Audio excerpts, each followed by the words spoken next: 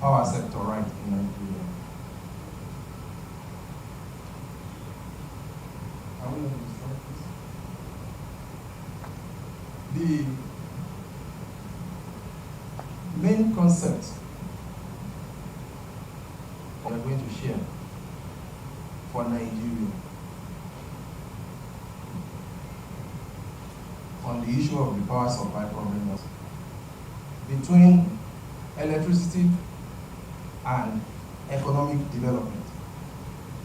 There is no single nation that is industrialized or well developed, for that matter, that does not have reliable and affordable electricity supply. So it goes without reason to state clearly that unless Nigeria has uninterrupted power supply, it will not be able to achieve its great potential.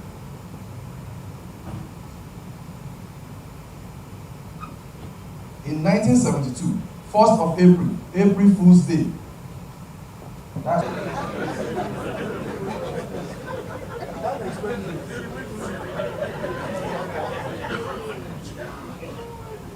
And don't get me wrong, our senior colleagues in the power sector did their best. Excellent. They were trained by British engineers. But after Nigerians waited for power and they didn't see, they changed NEPA. They gave it a backronym called Never Expect Power Always. So that was the beginning. Nigerians felt the dismal performance of the power sector, of NEPA. So in reaction, tried to fight it, to say, look, we can make a difference, we can change. All this never expect power always, we change. So they thought, let's become a public limited company. So NEPA PLC. Then after Nigerians watched, we didn't get more than 3,500 megawatt that we are getting till today, after 64 years. Nigerians gave another acronym for NEPA PLC. And they said, never expect power at all. Please, light can do. So that was a change of name in reaction to the fact that there's just abysmal amount of power supply. And Nigerians were responding, trying to say, look, our development hinges on reliable power supply. Government then got fed up with the moribund NEPA and says, we are going to unbundle. So this was the first time the lexicon, unbundle, came.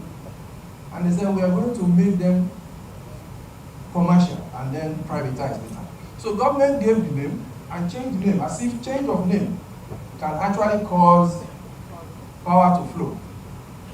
Sadly, Power Holding Company of Nigeria, after years of non-performance, Nigerians gave another acronym for them. Oh, the problem has just changed name again. PHCN. So from NEPA, NEP PLC, PHCN, we are all aware of the maximum ever for a long time that Nigeria has ever seen in electricity has been 3,500 megawatts. From 1960 up to 2024, 3,500. 1960 was less than 45 million. But consistently, for over 64 years, we have been hovering around 3,500 megawatts. So today, as part of talking from the streets, as part of laying a foundation for the development of this great country, I am speaking on what needs to be done.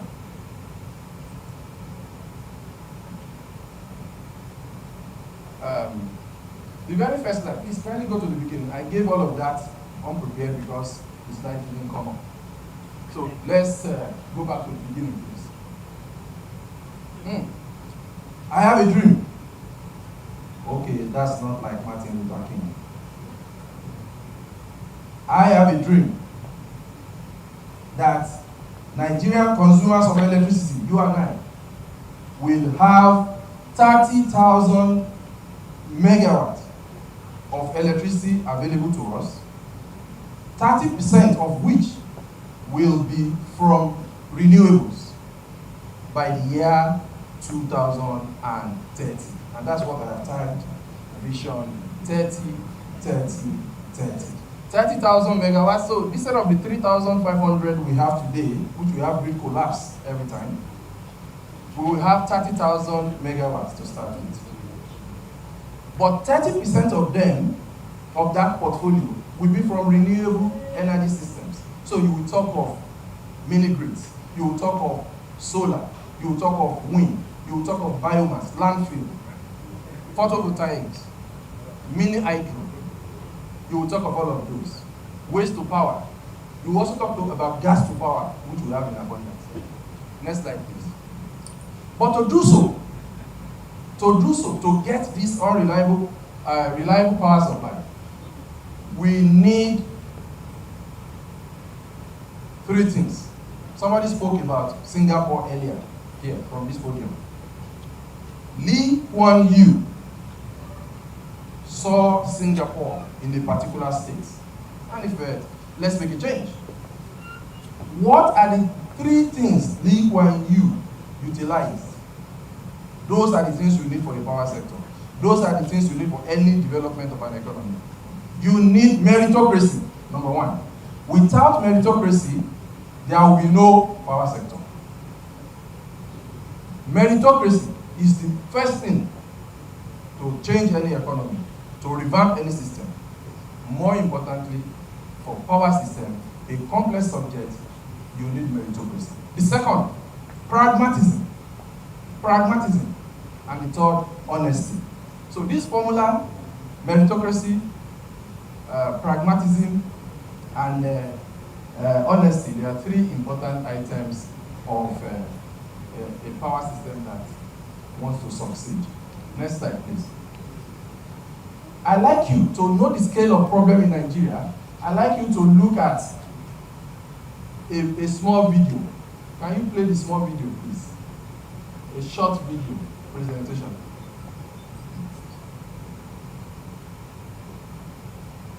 Okay. All right. So, anyway, I have mentioned the three things that needs to be the hallmark of our development for power sector. So I'm going to mention three things that should be done to ensure we have reliable power supply in Nigeria. Number one, federal government should establish a presidential advisory task force on power, which will then establish a power system architect to look at the complex electricity market that we have ahead of us. So that presidential advisory task force on power will give strategic direction and help to coordinate the development of the power sector. The second one is what I call power for economic purpose. P for P. P for EP. Immediately, within the next 6 to 12 months, the federal government should provide power to the industrial clusters all over the country.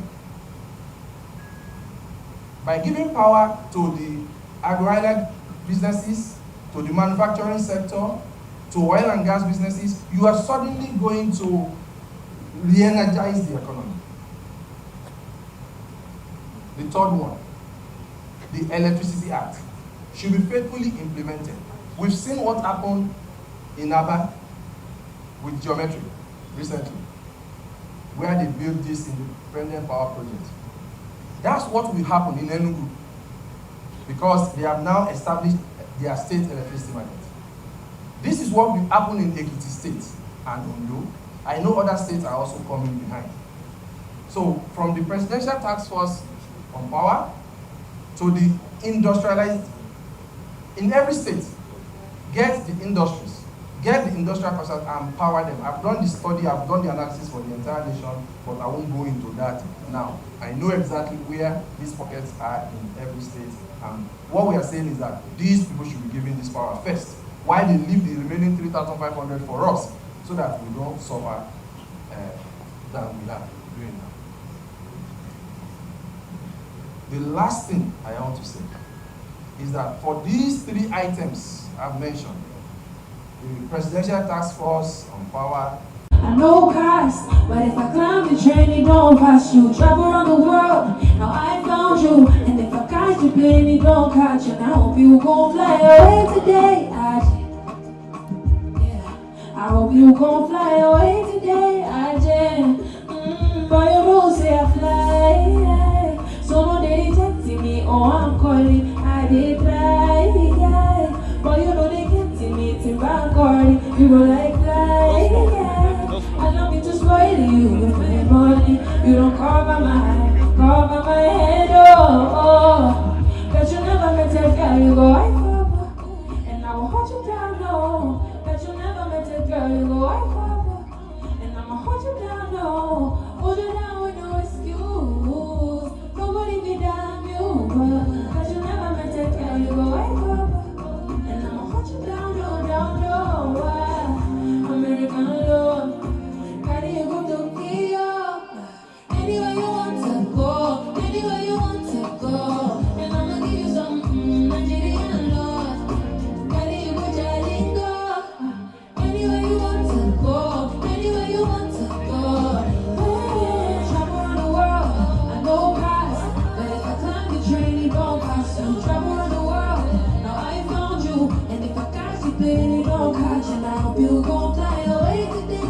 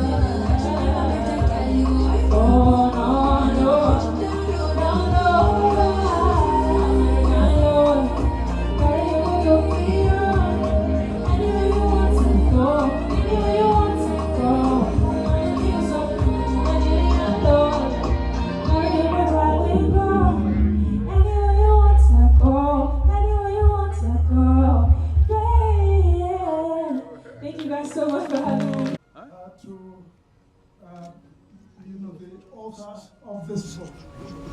So, can somebody hold this? So, now, usually, so we sort of cut this tape to declare the book open.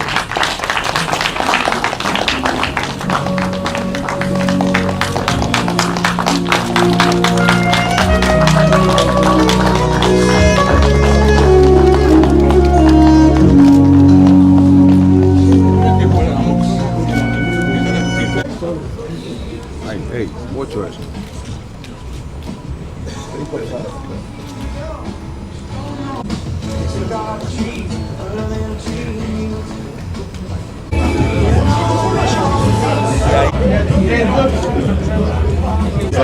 Exactly. And I go to all people cultures. I like books. I'm not vaccinated.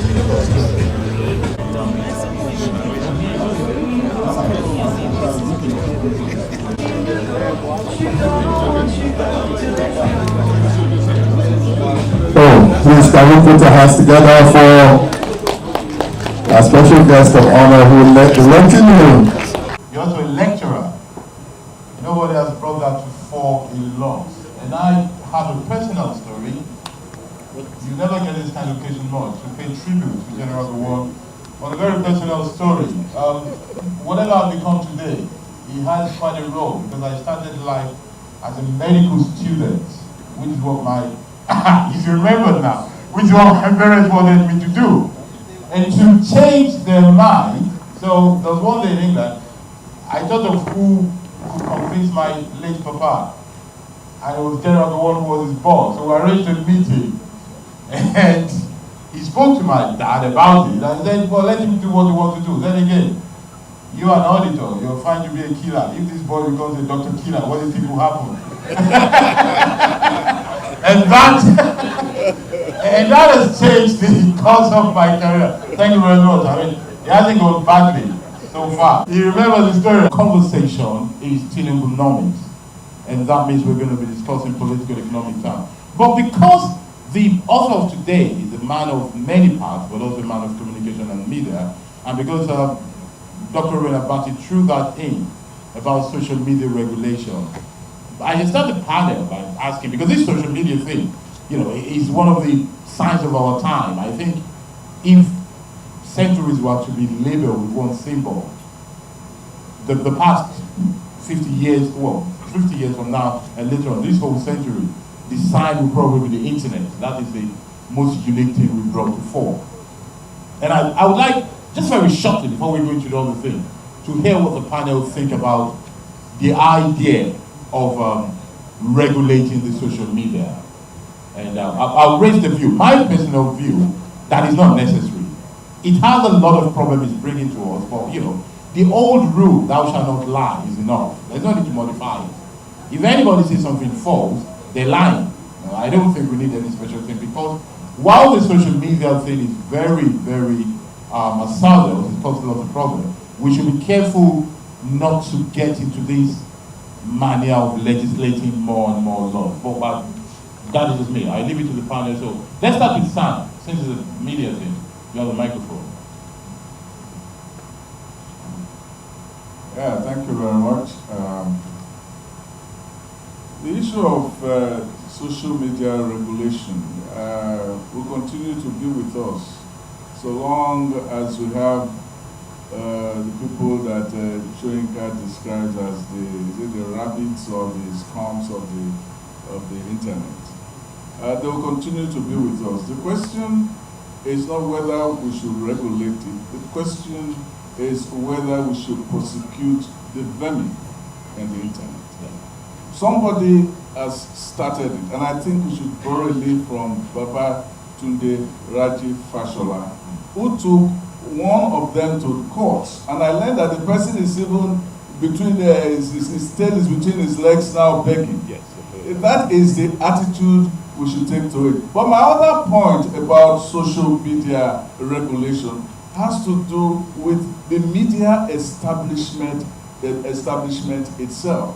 I would say that the media establishment has been very timid about handling social media. I wrote an article some time ago saying that it is just a matter of coming together and working with law enforcement agencies and making sure that anybody who tries to present themselves or the organization, an event happens, and you report that so person, General Gowon, if you report that General Gowon is dead, and then we'll find out that General Gowon is not dead, we will now isolate your media organization, prosecute that organization, and take it as a collective responsibility. And if we are found guilty, we'll take you through the process of the law. This is the process of self-regulation, of making sure that every organization, they put their feet to the fire. But what has happened is that we have a very indulgent media elite, and also selfish, individualistic, and all locked in their own selves. So what we are having is that we are all sitting down while the whole society is going down in drains. The government cannot do it. The government they want to do it, but they will always come out in this matter as high-handed. I saw one day on social media where somebody put my face that I was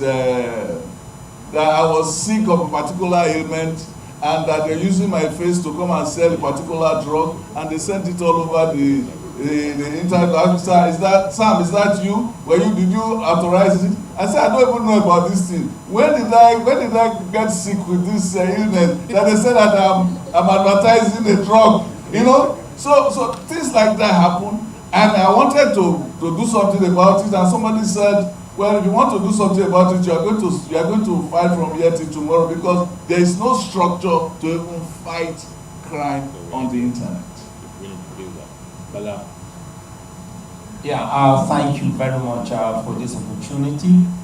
Regulation and moderation is necessary, but when you belong to a climb like the Nigerian climb, I will still mind my words, where many of our leaders, I will define leaders in the course of this discussion, have been discovered to be morally bankrupt and are suffering from moral insolvency. You have no option than to allow it to come out. That's the way I see it. If you don't do that, I'm telling you, from the way Nigeria is going, everybody can see it. Everything about Nigeria has almost rolled to the cliff edge and is collapsing into the valley. So with regulation, if care is not taken, I'm telling you, we will wake up one day and we'll discover that we have become a country of melancholies. As far as I'm concerned, I respect and I appreciate moderation, but looking at our kind of climb, media regulation and control should be checked. Let us always do what is right and not what is good. In Nigeria, I see a lot of things that are good, but they are not right. And anything that is not right, even if you think it's good today, tomorrow you will discover that it is wrong.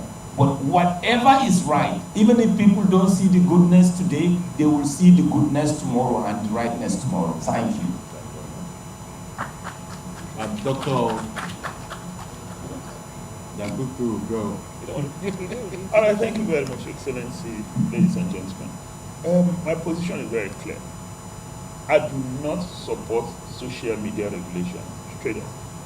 And I'll just give you three simple reasons. The first is the need to preserve the freedom, the fundamental freedoms we enjoy. Experience in this climate, in our country, shows that most things that tell to curtail freedom is abused. At the end of the day, the average citizen is denied the right to freedom of expression and other fundamental freedoms. That's one. Now, two, there are enough laws in place that can curtail the abuses we see in the social media. The only thing is that those laws have not been put to test. If you tell a lie, there are enough laws to punish you. Let's begin to enforce those laws and see how far we can go. Now, three, the entire world is divided into two divides. On one side are those countries that regulate social media, China and a few other countries. Then the greater part of the world, in most liberal democracies, there's no regulation of social media. And if you look at the indicators, you have countries that regulate social media, you cannot say that they have excelled more than the countries that don't regulate social media. So there's no tangential relationship between the countries, between development and those who regulate or do not regulate social media. I think for me, let's begin to preach responsible conduct, responsible use of social media. And it's a matter of time, and I had cited in earlier columns and articles, that in Britain, at some point, people were urinating in every part of the world. They didn't just make law to stop people from urinating. It was moral persuasion, and we began to see changes.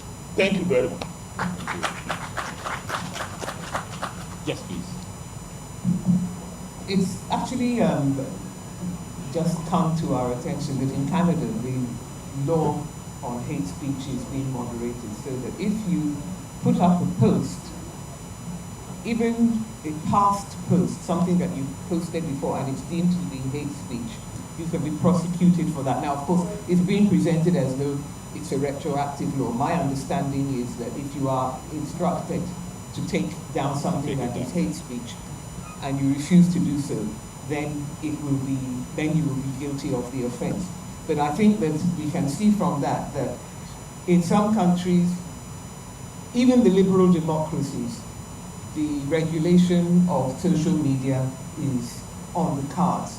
I happen to think that Nigerian social media is comparatively polite compared to the toxicity that we see in some other countries, and it's because of that toxicity that they feel that they have to regulate it.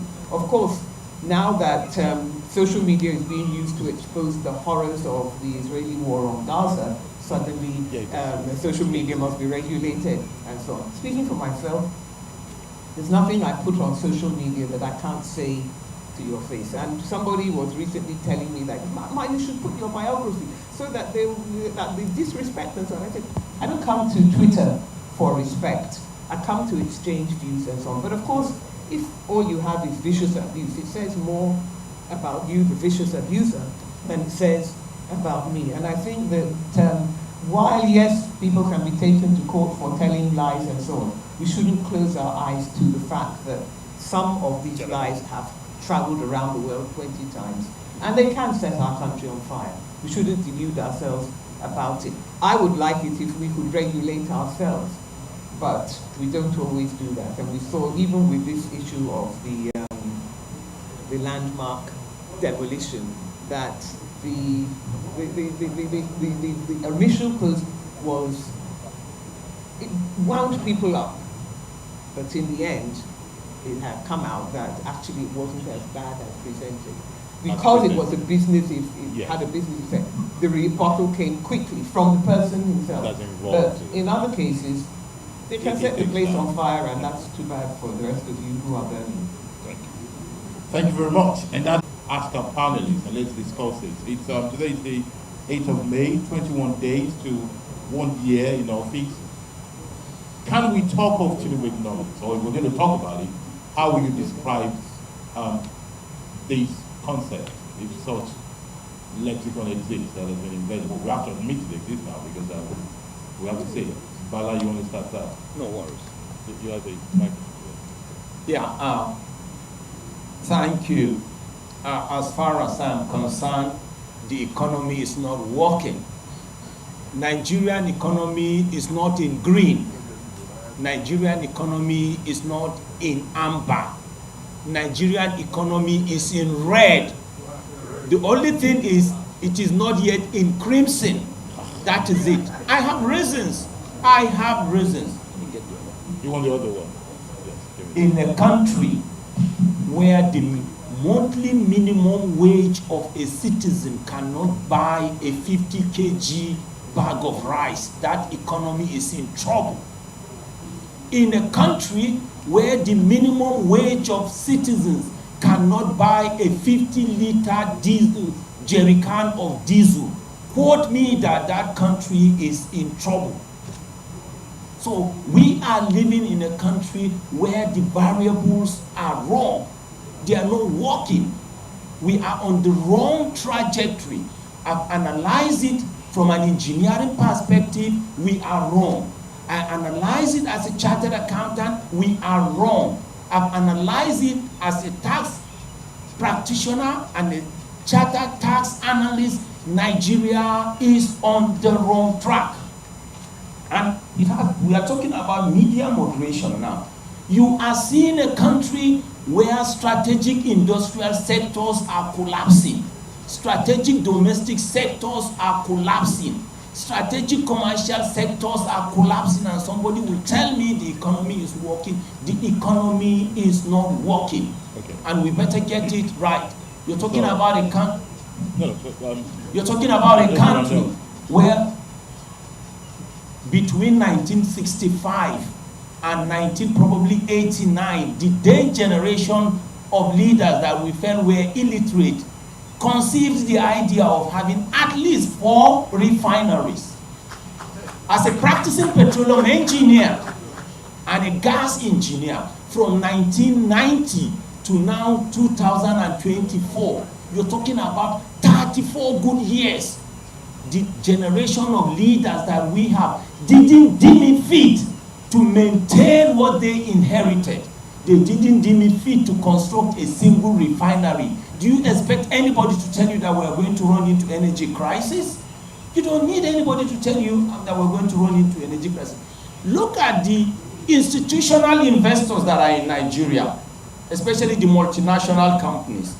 They are running away from because of business climate hostilities. And somebody will tell me, with my engineering knowledge, with my accounting knowledge, that they are divesting. You can't tell me that. They are not divesting. They are running away because we are experiencing business climate hostilities. It is only in Nigeria that you see people you call leaders, they cannot tell you the difference between commercialization, privatization, liberalization, or even deregulation. This is the country we belong to. Okay. But, so it's not working. It's not working. It's zero. So for you, it is not working. Let us hear Dr. Peter. I will keep going forward. Yes. I will explain. Cinemonomics, let's see. How do we describe it? All right, thank you. Thank you very much. Thank you very much. I don't know if you can hear me. I don't know if you can hear me. Is it working? Thank you very much. My understanding, first, let me confess that I was conscripted to this panel by Dr. Killer, and truly I was scared. You know he's a killer. If I don't comply, you know what can happen. When a killer invites you and you refuse, you turn it down, you do what killers do. Okay, that I should collect that microphone. You want the microphone? Is that one better? Okay. Well, you were saying bad things, maybe that's why. All right, so you were saying bad things about and if you know Magnus Onyibe, I'm sure you listen to Dr. Ruben Abati and Professor Edosa that he's associated with arresting people. He arrested me. So my understanding is that we should talk about President Tinubu's economic policies, development strategies, and the impact. We cannot, and let me be straight up, and I'll say two things. The first is that I am not an economist. My only claim is that I am a street economist. So it's not only Magnus Onyibe that is leading from the street. I am on the street. The second thing I like to confess is that I'm a member of the APC. But for the purposes of this conversation, I practice what is called rational detachment. I'm going to detach myself from APC and look at things objectively. Now, talking about President Tinubu's economic policies, two are outstanding or preeminent. Nobody can deny the fact that he's focused on reforms. And two are prominent, like I said. The first one is the removal of the fuel subsidy. The second is the floating of the exchange rate, or unification of the exchange rate. Unfortunately, these two key policies have produced unintended consequences. And I'm not a specialist in giving bad news. But the truth of the matter, I don't know if you call this bad news, is that the two policies have produced negative unintended consequences. And I'll just point to some of the impact of these policies. Reforms typically are supposed to produce better outcomes, improved outcomes that will impact on the lifestyle and the living standard of the people. But in this specific instance, in the current instance, now, unfortunately, we have consequences that are not cheering, that anyone is not excited about. And it's not about intentions. The intentions may be right. Today, we are facing inflationary pressure. At the time the president came to power, inflation, month-to-month inflation, year-to-year inflation in the neighborhood of 22%. Today it's 33.2%. Now, food inflation was in the neighborhood of 20-something%. Today is 40%. What it means is that certainly it's going to impact on the living standard of the people, the average Nigerian. Of course, if you look at the other consequences, the issue of foreign exchange. Today, with 30,000 naira, you can buy by far less. And I was arguing, I had a series of engagement with labor leaders when my last column talked about the minimum wage, and I said numbers versus value. And I had a typical argument with labor leaders. And I said, listen, I support a minimum wage increase. outright. Clearly, I make that position clear. But let's also begin to emphasize productivity and value, not just numbers. If you increase minimum wage today to 1 million naira, and your 1 million naira cannot buy what 30,000 used to buy, or what 30,000 could buy a few months ago, you've got nothing. And so as we push for minimum wage increase, let's push for two other things. Can government take critical steps to reduce cost of living? And can government...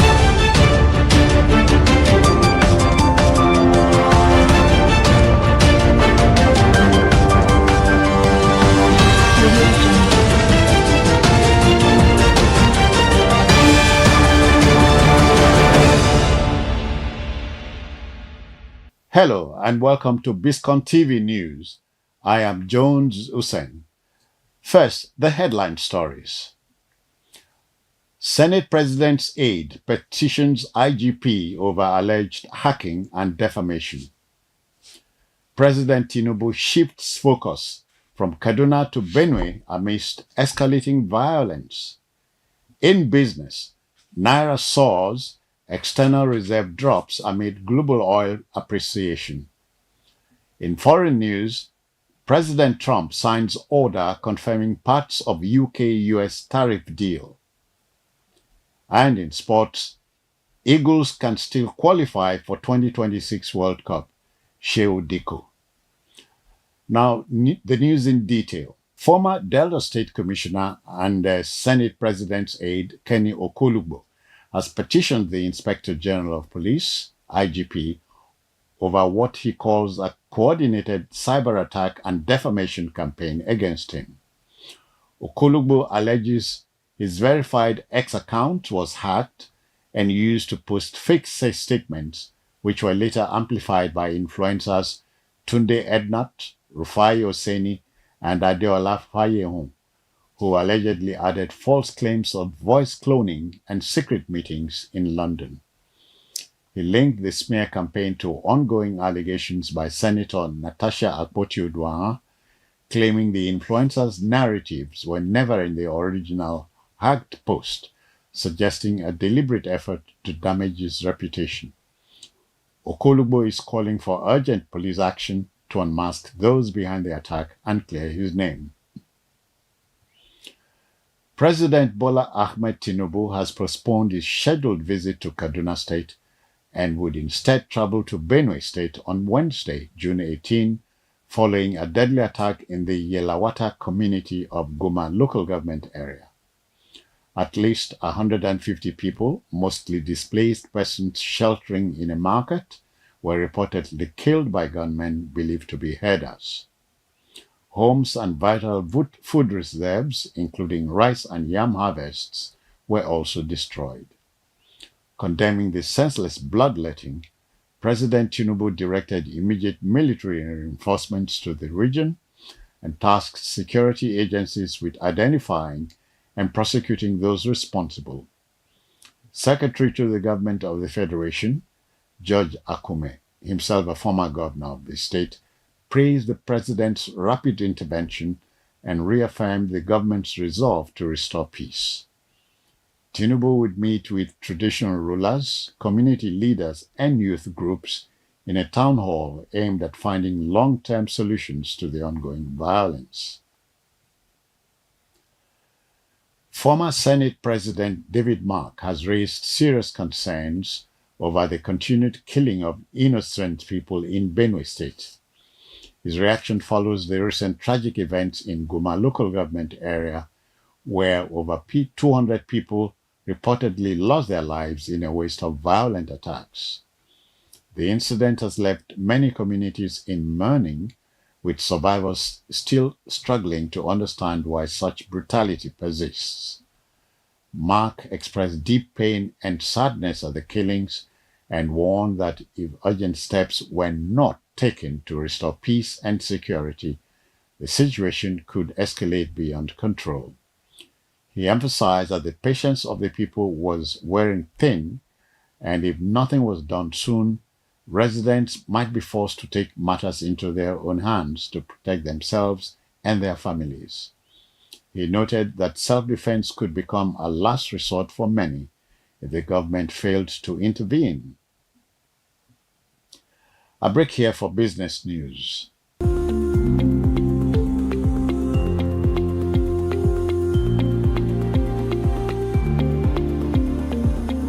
Welcome back.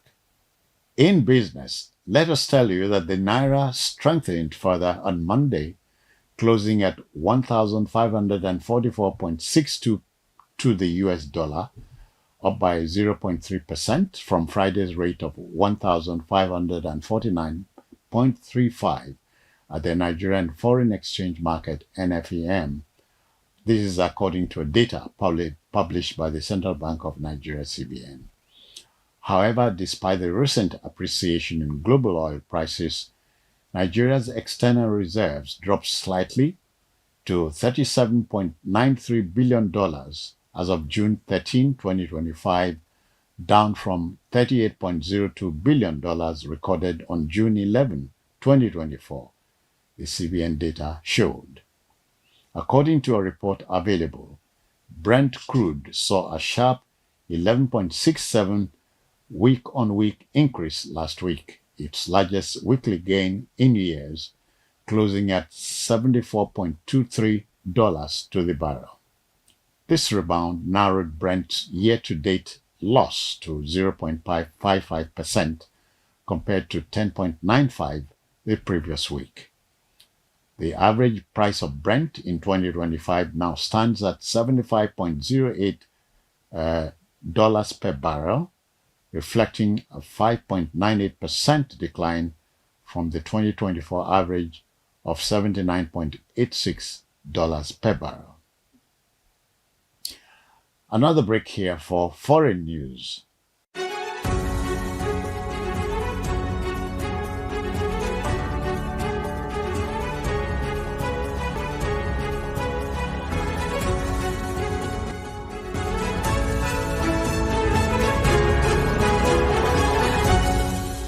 Welcome back. President Trump has signed an executive order to reduce tariffs on UK cars being shipped to the United States, which would bring into force parts of a tariff deal agreed between the two countries last month. Speaking at this G7 summit in Canada, Prime Minister Sir Keir Starmer called the move a very important day for both countries. It comes after weeks of talks to implement parts of the pact, which the UK government hopes would shield British businesses from the impact of Trump's tariffs. But the deal includes a 10% levy on most UK goods, including cars, and did not address the expected removal of charges on steel imports. The pact, initially agreed last month, is the first that the White House has announced since it imposed wide-ranging tariffs on various goods entering America earlier this year. A break here for sports news.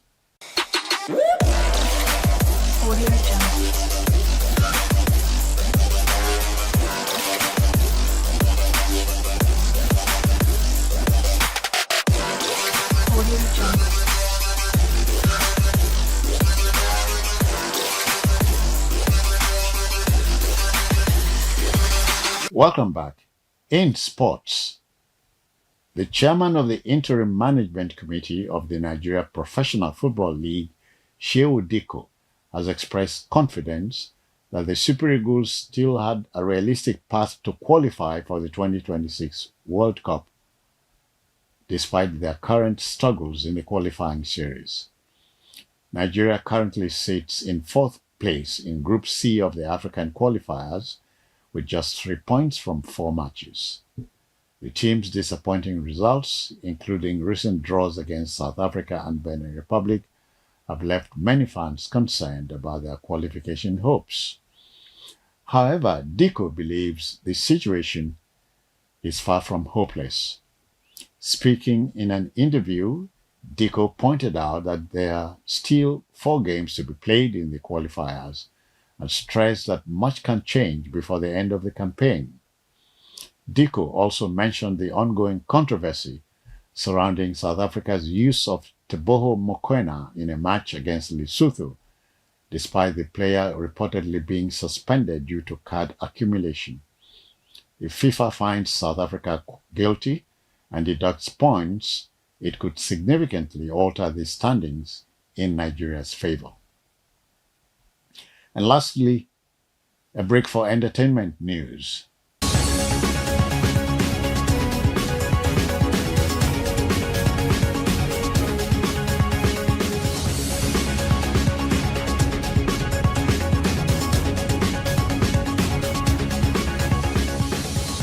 Welcome back. In entertainment, let's tell you that renowned Nigerian rapper and music executive Jude Abaga, popularly known as MI, has expressed deep sorrow over the latest wave of killings in Benue State, declaring solidarity with affected communities and calling for an end to the cycle of violence. In a statement on Monday via X, MI said, quote, "My heart is heavy. It grieves me deeply to see so much of the Middle Belt bleed," end quote. The recent killings in Benue are not just statistics. They are our people, our families, our communities being torn apart. The rapper's statement follows a series of reactions to the mass killings in Benue State, where over 100 people were reportedly killed in Goma local government area in what has been described as a 2-day rampage by suspected herders.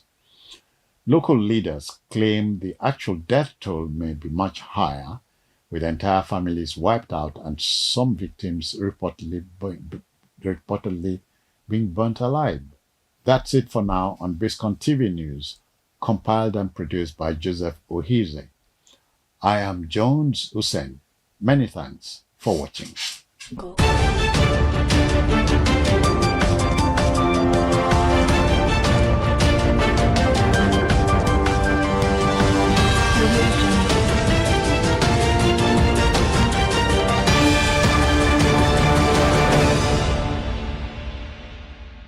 Could buy a few months ago, you've got nothing.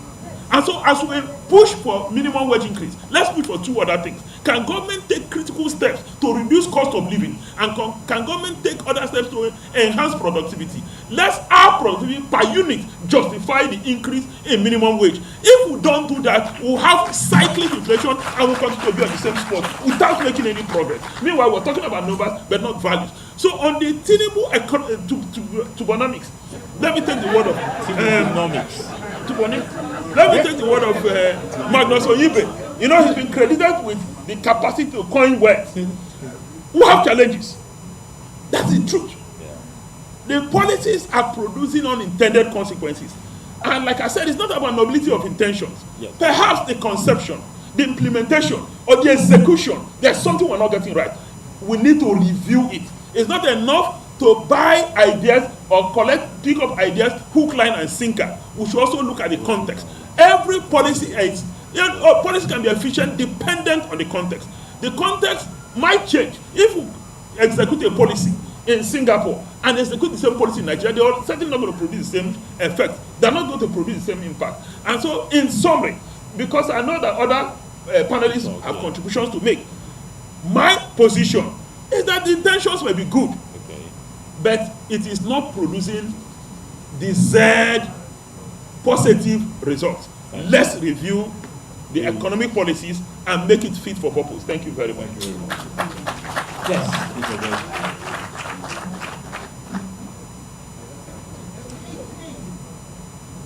There's no doubt that we're going through hell. I don't know, bring the temperature down a bit, comrade.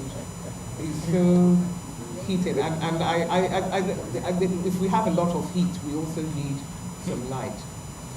It's not that we're going through hell, but my question is always, because the general saying is that when you're going through hell, keep going. Keep going.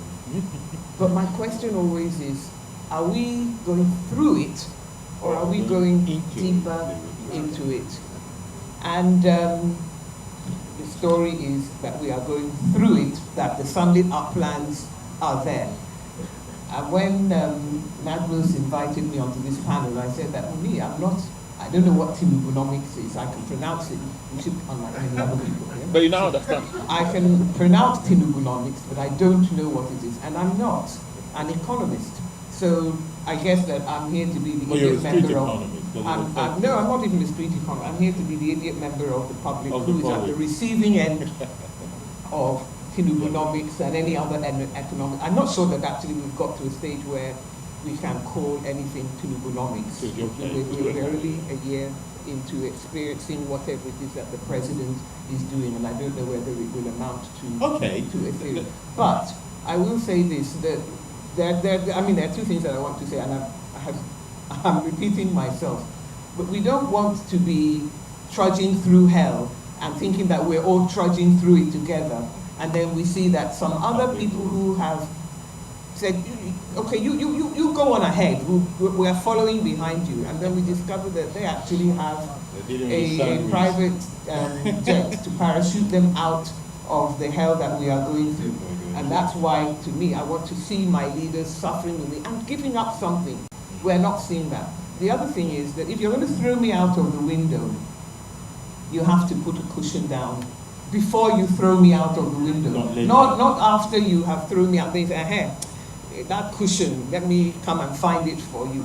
Because I'm already there with my broken bones. And I will tell you this because you can see from this that I participate in the Bring Back Our Girls sit out every Saturday. You just come out of this building, you turn right, go down Kingsway. You meet us every Saturday at Falomon discussing. And many of our members are ordinary people from Nigeria. Some of them sweep the roads in Lagos. And they talk about, and I'm the one that is telling them, have you heard about this palliative? Have you heard about this, the Onje Eko that the governor is doing for you? Have you heard? And they'll be telling me, the governor said that we street sweepers should each be given 10,000 naira extra per month. And they'll be telling me that some of us have not seen it at all. Some of us have had it twice. Some have had it for, but we have not had it for, and he said it was going to happen for. So that, to me, if you are going to put in place palliatives and you don't bother to make sure that those palliatives are hitting the spot that they are intended to, and they're not, I realize that people like me are supposed to suffer. I'm not at the top of the tree by any means, but the palliatives are not for you. But I think that when even the people who are, as I say, sweeping our streets are complaining, they hear about there is a place you can go and you can have a free meal, and nobody knows where these free meals are. Because everything that is sent out as a palliative passes through sticky fingers. And there are too many sticky fingers taking what is supposed to relieve us while we are going through the hell, hopefully through, not into, while we are going through hell, and that's the problem. So for me, it's not a matter of the street or being on it. It's a matter of if you have a policy and you are and you are not following through on it, then you need to review. I don't want, because in his book, Magnus talked about he criticized Lai Mohammed for demarketing Nigeria as his first point of call. Yeah. And I don't want to demarcate and say, and because I see that people, they wake up every morning, they listen to Ruben Abati's Arise morning show, and they get angry, and then they go out to face their day angry. That's why I wait till the afternoon to listen to it. But so I don't want us to be angry for nothing. Now we know the cause of bad drivers in Lagos. I want us to feel that there is a solution rather than nothing works. But we need to hear more of it, and rather than the sunlit up plans are there, and eventually, if you survive, you can make it. Thank you very much. Sam Abacha, what is Tinubunomics, and is it working? Well, I never heard the word till I met Magnus Olivier at a party actually, and he said there was going to be a panel like this on Tinubunomics. Well, once he said that, I wrapped my head around what he was talking about, and it was clear to me that he was trying to find some perspective on Tinubunomics. And for us to understand Tinubunomics, you have to understand Tinubu himself, because that is the name from which the whole idea itself is coming. who is Tinubu, what is his worldview about economy and so on. Well, Tinubu comes from two backgrounds. One of the background is that he believes in the laissez-faire economy. And two, he also believes in the grassroots. So if you want to bring the idea of Tinubunomics in perspective, you have to marry both the laissez-faire logic and also the grassroots logic, because from the grassroots you see him as a politician, and then from the from the laissez-faire perspective, you see him as his own way of tackling it and trying to marry the idea of free market with the concept of including the people generally. Now, how do you now marry that with his handling of the national economy? Well, Peter Sai started by saying that he came with the idea of bringing reforms of subsidy and the collapsing of the window. That is true, but in a sense that is a little simplistic. In the way you handle it. You look at it in the context of what he inherited, what he met on the ground, and the person who explained, who captured the state of the economy when Tinubu became president is no other person than the former CBN governor and now governor of Anambra State, Charles Soludo, who said Tinubu met an economy which was like a dead horse standing. What does that tell you? It tells you that the economy was all but dead. An economy that was owing about 30 trillion naira in debt and had accounts all over the world in multiples of billions of naira, and you translated, that's when you translate them. There are some of them were as much as 500 million pounds. That was the one that we were told. So when you met an economy like that and you want to reform it, it's not going to be an easy path. But first, everybody understood that the subsidy regime was corrupt. Okay, if you leave it the way it was, then you have not started work. So you have to tackle the issue of fuel subsidy, and if you tackle it, it's not going to be painless. You have to handle the issue of the dual window of the currency, because people were round tripping, and we all know what round tripping was. So we met a situation that was actually a mess in 2023. So the important part of Tinubunomics is the audacity to actually confront a situation that is, in fact, was inevitable. The idea of removing subsidy is not original. The issue of collapsing the window is not original, because they are all issues we all agreed on during the presidential campaigns, that they were no longer sustainable. Now, I know a state that used to receive like 3 billion is receiving upwards of 10 billion a month. They didn't increase salaries.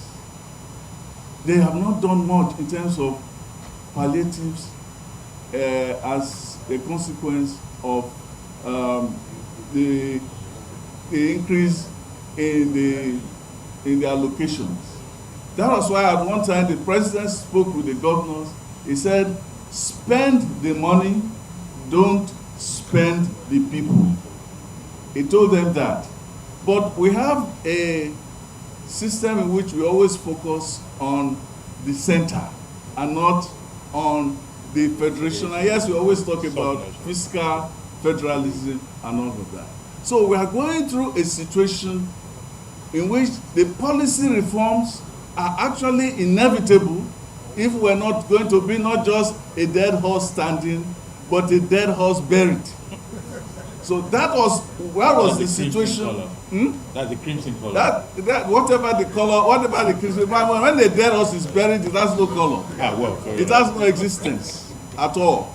So those are pillars of these reforms that we are going through, and you cannot go through those reforms without pain. So we must understand that the Tinubunomics is not just about that.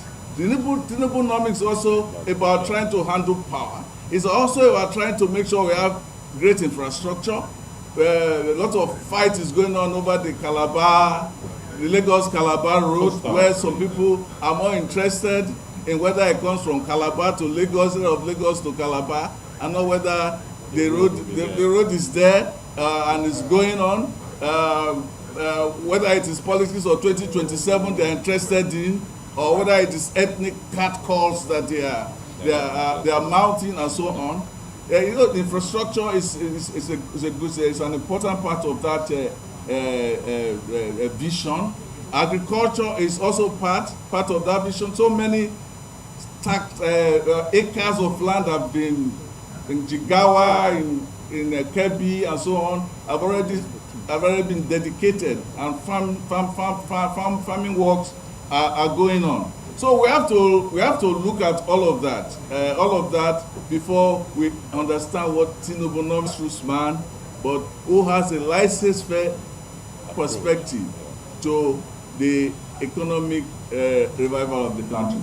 Thank you very much. Well, allow the teacher in me to recap it this way and say that it seems the panel agrees that the Tinubunomics is a combination of reforms, palliatives, those are kind of key words that define it. We're going to draw a sketch of what Tinubunomics is.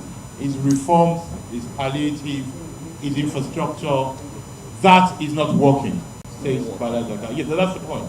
So that, no, I'm doing it this way. Let us agree what it is. Because, if you're going to talk about the economy of Reagan, you will know it's less tax, it's privatization. You see what it is. So far, Tinubunomics is reforms, privatization, infrastructure, that is argued that is not working. Some people argue that Bala argues that it's not working because it's the wrong direction. Yes. Totally. Yes. There is one thing I would like to add to the mix when you go through the conversation. My personal opinion, but I feel strongly about it. It is true that some governors are not handing out money. We believe that. And it is true that we need to hold accountable our governors who are in charge of 36 states plus the federal capital. But I argue that it's also true that it's easier for the one person or one office that gives them money to call them to say, what have you done with the money I've given you? Rather than expecting everybody to be talking to them. I think in terms of the resetting that Google Peter Side is saying, moving forward is the kind of thing we should be asking the center to do as well. If I give you money, I stand a better chance to say, what have you done with the money I've given you, than the people who are receiving it or benefiting from it. So we've seen where the, sorry, but please go. I just want to say that, you see, it's not your money. Yeah. The money in the federation account is not Tinubu's money. No, but it's coming from the federal government. That's what no, it's not coming from the federal government. It's coming from the federation. From the federation. And I think that if we keep on giving this out to governors and saying that, because and that was actually the quarrel that Lagos State had with President Obasanjo when he withheld it. It's not your money to withhold. Yeah. You just happen to be the person who can give direct instructions to the one who should be dispersing it. Yeah. But we shouldn't allow ourselves to believe that the money belongs to the federal government and it's magnanimously doing something. No, I didn't say it was magnanimously given. I was saying that based on the basis of the money that came to the federation account, FAC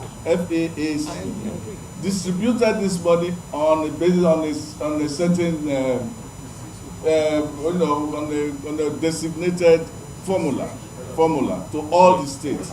All the president did was ask them, and has no powers to tell the governor how to spend his money. The president has no power to tell the governor how to spend his money. He only said it as a form of presidential appeal.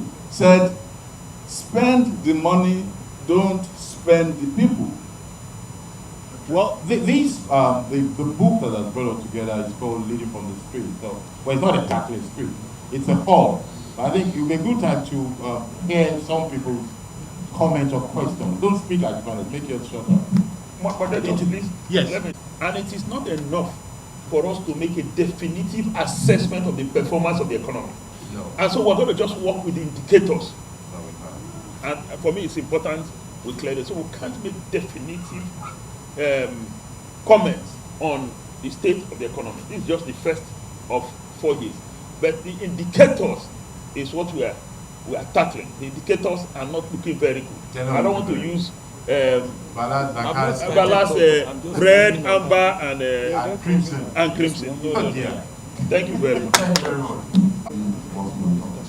I think the software, I agree with what Sari said. The people need to see government people suffering with them. I think that's the real issue. When the people are suffering and giving community, they should see the government also suffering. And finally, if the federal government gives over 50%, so I think the attention on the federal government is broken. Thank you very much. Let's take the first item, the issue of social media. I think we are at fault. You know why? When we call them media,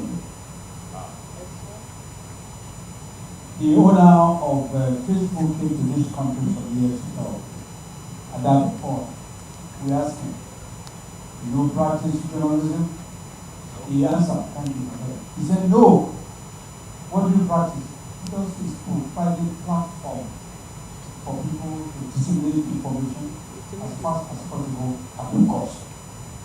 There was now a people with good media there. They are not media people. The so-called citizen journalists are not journalists. They have not attended journalism school or having training whatsoever.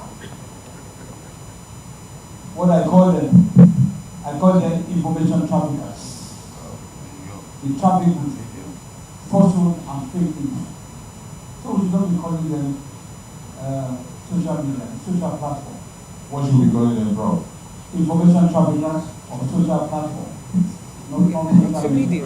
Because social media is not all This trafficking thing, you make it sound like drug trafficking. So and social disorder.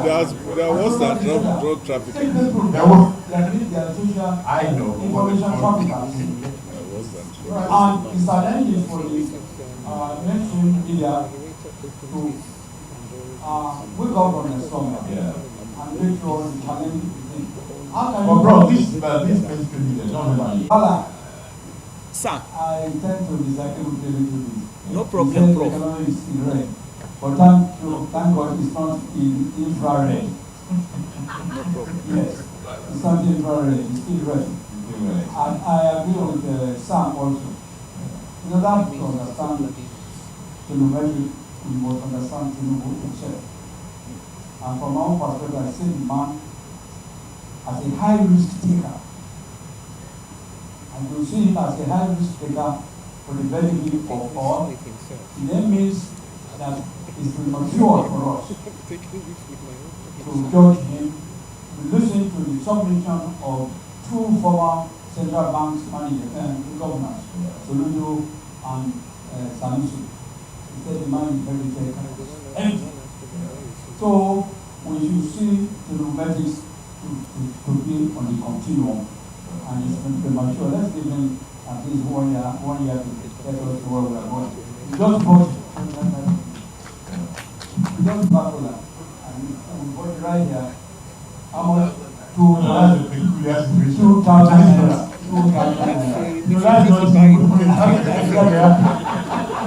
So that's Adenuganomics. So I want us to say that the robotics should be on the continuum. Thank you very much. I know that the fact that the country has been a mess, the consensus has been a mess. The problems of this country, they don't have time. And these problems have been there with us for a very long time. We look at issues we have, we look at the scarcity and so on and so forth.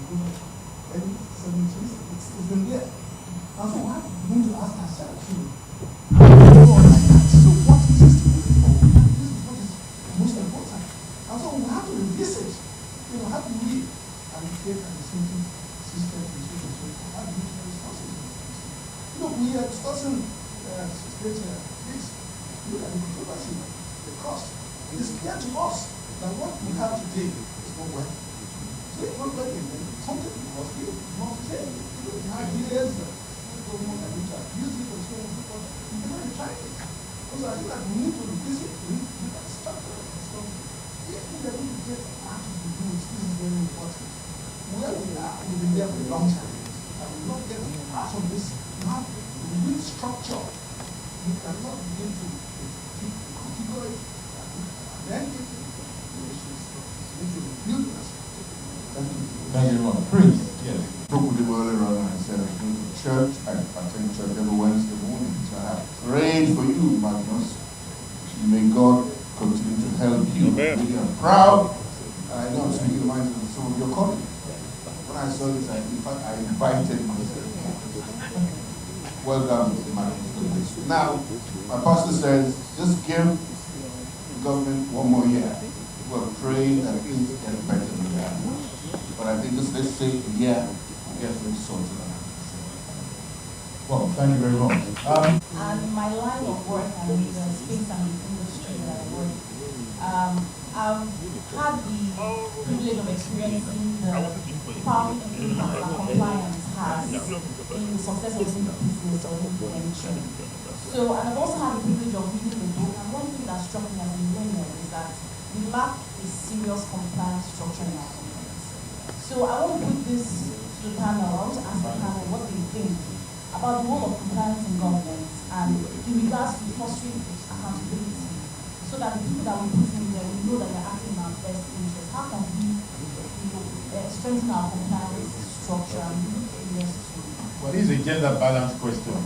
A month ago, what they call the single window policy. I don't know whether many people follow this, which is supposed to hold all the government institutions, especially with export and import business, through one single window, which will cancel out some of the shenanigans going on in our ports, our borders, and international trade. The long queues on the ICs and the trailers and the bribes and all of that, we suppose in eventually will save the country a lot of money, because one business will go on quickly, which means that you don't have to see a person to get something through, just like they are trying to do now with the passport system. And I think that aspect is one of the fundamental changes that the government is putting in place. In other words, they are going to computerize business rather than make it man-to-man, peer-to-peer, and therefore if you don't bribe you, I cannot get my shipping. If I don't talk to you, my trailer cannot come in, and things like that are going to be out of it. It's something that is actually widespread, which I think that Peter Side can talk to as a former head of NIMASA, and the significance of that policy. Because this is apart from other things that are on, like the student loans, credit system, the CNG buses, and some of those things have to be put in perspective as both a reflection of the nexus between license fare and the grassroots of demand. Thank you. Well, thank you very much. One last word from everybody. That has more than 100 technical polytechnics, but basic refining of crude oil to get distillate is a problem. That country is in problems. That country is in trouble. Let's define leaders. My definition: leaders are fellow citizens. We're in democracy now. Leaders are fellow citizens that other citizens elected and handed over their economic, political, and social destiny into their custody to manage in national interest. And based on that, if you are not managing it right, your attention has to be called. What are policies? If you come out with your policies at national level, Policies are statements that are supposed to define national philosophies and must be seen to be reflected in the political thinking of leaders. So when you say you have policy on energy, what is it about? If you say you have policies on health, what is it about? Let's talk. I just want to define subsidy my own way. Subsidy is a globally accepted economic pain cushioning concept. It's not a Nigerian balance. It's an undisputed and a globally accepted definition. So if the concept of subsidy is not working in your country, that will not invalidate or vitiate its global definition or relevance. Find out in your country why subsidy is not working. In the context of Nigeria, you have government here, you have citizens here. In between the government and the citizens, you have two S. One is the subsidy and the other one is the saboteurs. Instead of removing the, I wanted to say bloody saboteurs, you remove the subsidy. And before the removal of the subsidy, you were advised, you had a clue. Subsidy was removed on kerosene. There was no positive effect. Subsidy was removed on diesel and aviation fuel. There was no effect. And you were told that, you said, okay, I was managing my life. You wanted to create wound in me, to give me palliatives. And I told you, what if that wound becomes cancerous? What are you going to do? You did it and it is cancerous now. It's not even benign. It's heading towards malignancy. Or what do you want us to tell you? I have led from the streets. That's going to precede this one, but I just have to read through a bit to explain. Actually, what a lot of people didn't quite understand is Tinubunomics. Tinubunomics is taken from Bidenomics, and it encompasses all his policies and programs that he has been able to put forward since less than 1 year ago. So it's too early to judge, to make a decision on whether it is working. Yes, they are. So that's why there's also what is working, what's not working, why, and the way forward. But unfortunately, we didn't dwell on this issue in the way we should have done in an organized manner. But the whole issue is that there are certain policies that are working. Certainly, it's clear to everybody that some are working. They are coming with pains, but no pain, no gain. So it is something that we must all recognize. If we stay in our comfort zone, we will not be able to move forward. So certain drastic and surgical issues have to be done to be able to move us forward. I was telling our chairman earlier, that something I found recently in the social media was as far back as 1975. What is happening now was happening then. There were queues, long queues. In petrol stations, people tried to buy petrol as far back as 1975. He was the head of state at that time. And on the front page of that Daily Times was a whole list of policies and programs that he wanted to implement. If those policies and programs were implemented, Nigeria would be an Eldorado. People should go back and look at it. But shortly after, he was removed. Okay, fine, that he left government. When I was having a conversation with him, he said he didn't have any problem that he had to go. But the programs and policies that he introduced were not implemented thereafter. That's why we are in trouble today. If those programs and policies were there, it was well cataloged. It was just the implementation. I was, happy to hear from him that Nigeria could have implemented gas policy ahead of Russia. Russia piped gas into Europe, and during this Ukraine war, they have decided to close the pipe.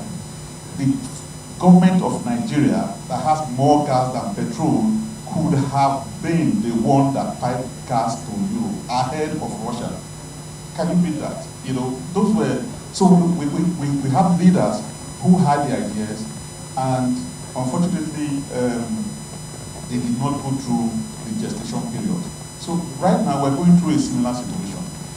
Tinubunomics is about the hard policies that the government of President Tinubu introduced. They are giving all of us hard times. But there are potentials, there are signs showing us that if we go through them, if we, go through this very hard process, pass through this pipeline, there's light at the end of the tunnel. So we just have to brace up for the changes. It's rough and tough, but there's likely going to be less turbulence when things get steady. And it's just, as somebody pointed out, a few days to the first year anniversary. So it's too early to judge that what is going on is not in the best interest of Nigerians. Long run, yes. Short term, it's inflicting pain, but we believe that we're headed somewhere, and we should be hopeful. I just go through the speech, briefly.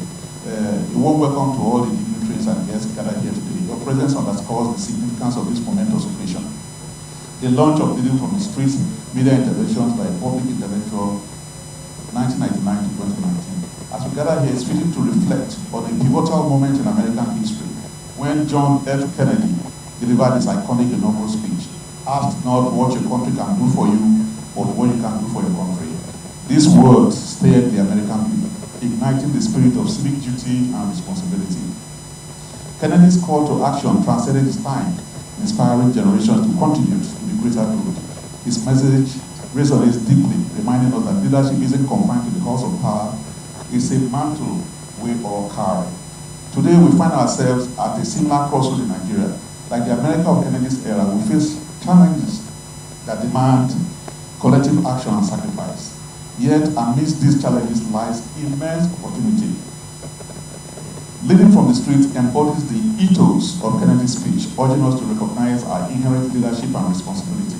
It challenges us to reimagine leadership, not as a title, but as a commitment to service and progress.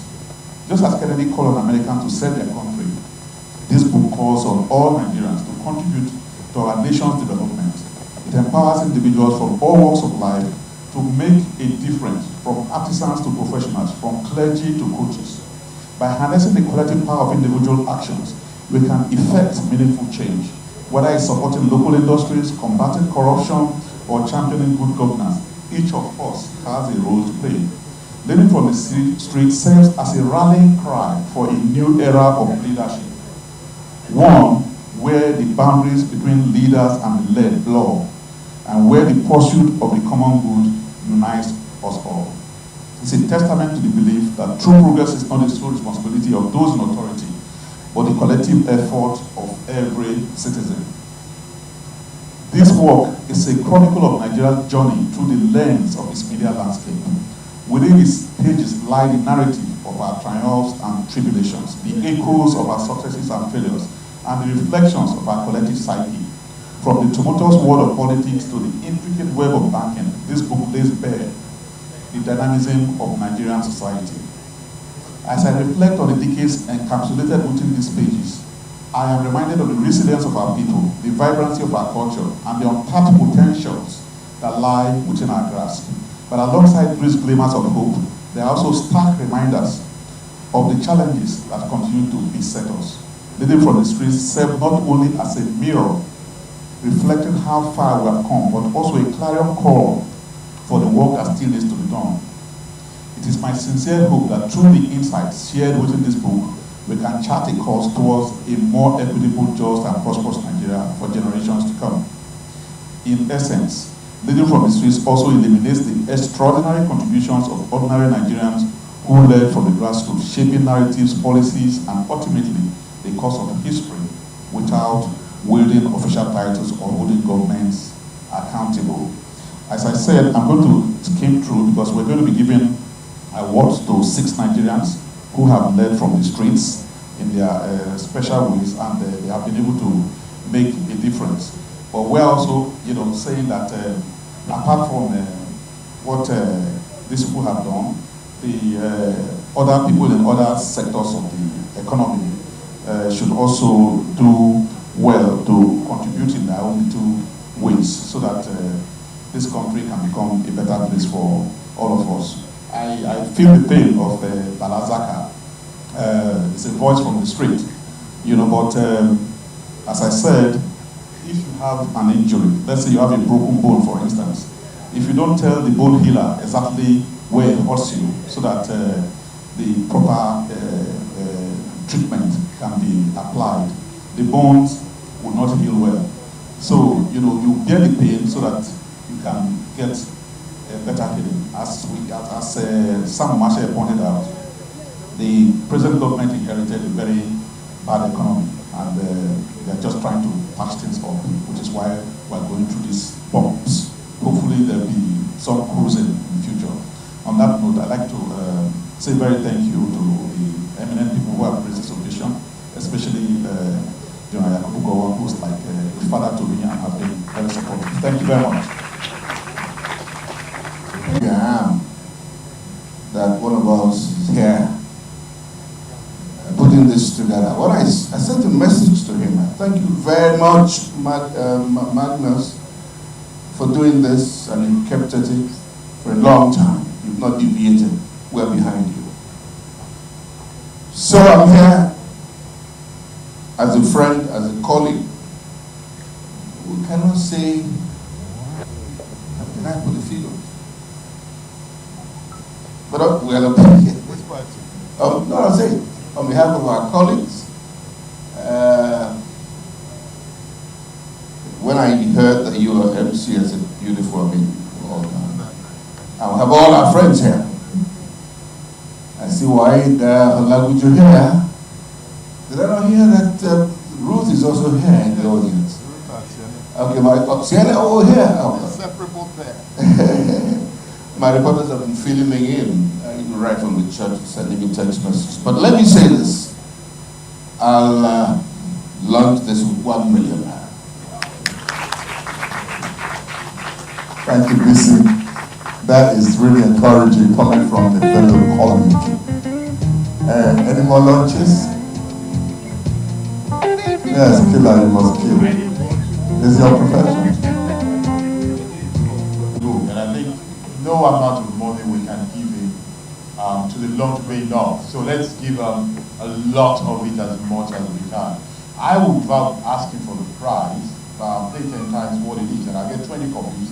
Because I'm going to be sharing it, and I want people to get into this habit. I'm going to be sending it to my primary school, my secondary school, my universities, my church, all the clubs I belong to. When I see books I like, I tend to buy a lot of it, and I give it out to a lot of libraries. There is a project we're working on called My Library Initiative, and I'm very passionate about it. And the idea is that you give books to libraries that you are interested in, whether your personal library, your old school, your church, any association you belong to. So those things, I'll be taking 20. And I'll be Yes. Money. I would say that I don't know what the cost price is. Just say I'll take 100 copies. For you, the cost price is 50. Elijah Aliko Dangote is here. Not quite, but I hope he has a representative. We have Chief Mike Adiluga. I hope he has a representative. And we have Barrister Alan Onyema, the Airpeace Chairman. I hope he has a representative. William Soho, is he still here? William, would you like to lead us in the citations?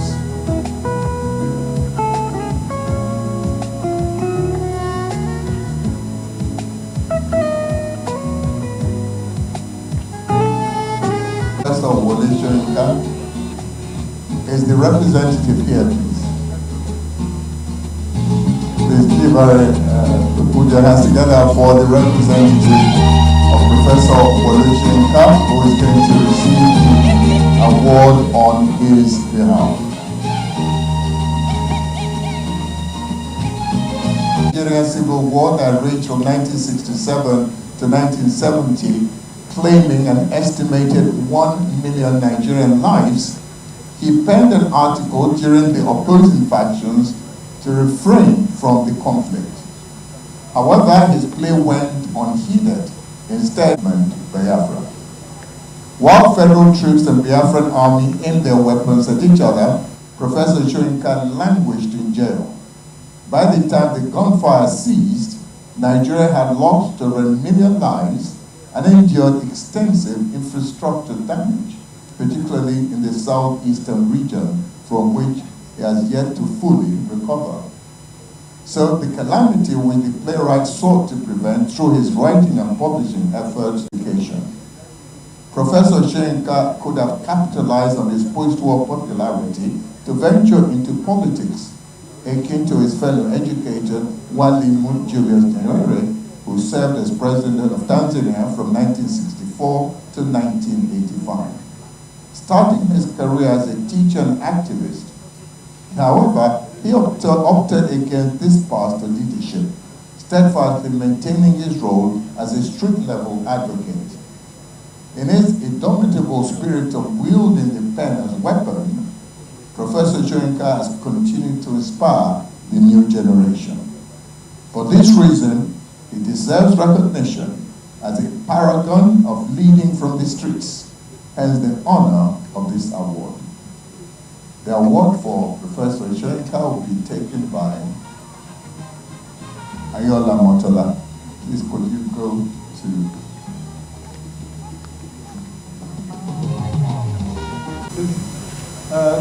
Getting such honorable awards.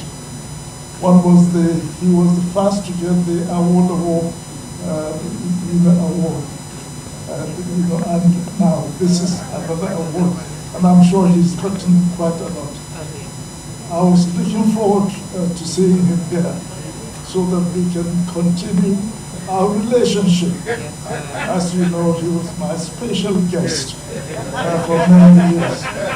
But I can assure you, we've ended up as bosom friends and passing that one perspective. Well, he's done well. And certainly he's been doing it from the street. He's certainly done very well. All his, well, I always say something about him. I say he pepper we with his words and also his pen. Now I said that to when we met after so many years in Abuja, and he has his children there with him, and the two children, a boy and a girl. And of course we embraced, we shook hands, and we embraced each other so warmly, and these young children were watching. And so I said to them, yes, this one, he pepper we with his words, and pen, and my goodness, but that was that respect. One thing that really made me cheerful was that the little girl, the way she really wrote with laughter what I said about his, her father or her uncle. I said that I'm sure that little girl must have had a bit of his words too, his pepper from his words. That's why she was reeling with that laughter. But he's a great man in every word, no matter what happened between us. Well done. So, that's keep this. We done it. This was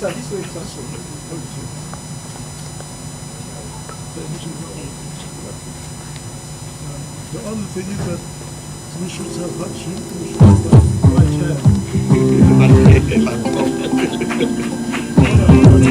Okay, thank you, sir. She was sitting with us when we had the conversation about his meeting with the general. He was really looking forward to it.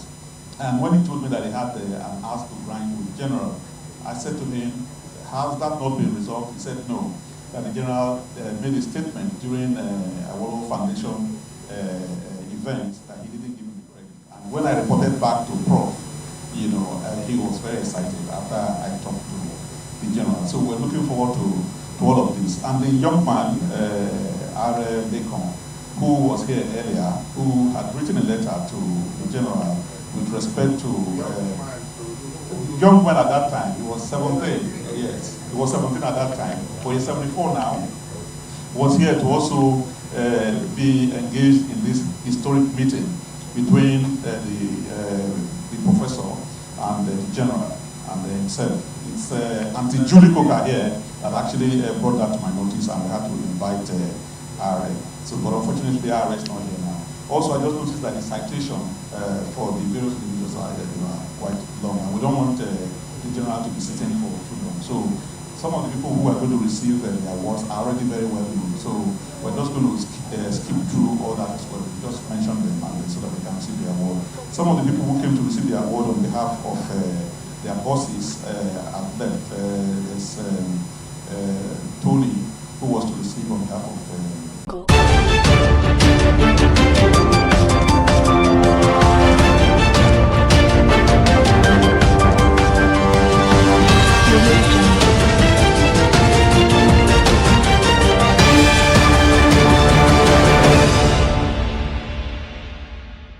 Hello and welcome to Biscon TV News.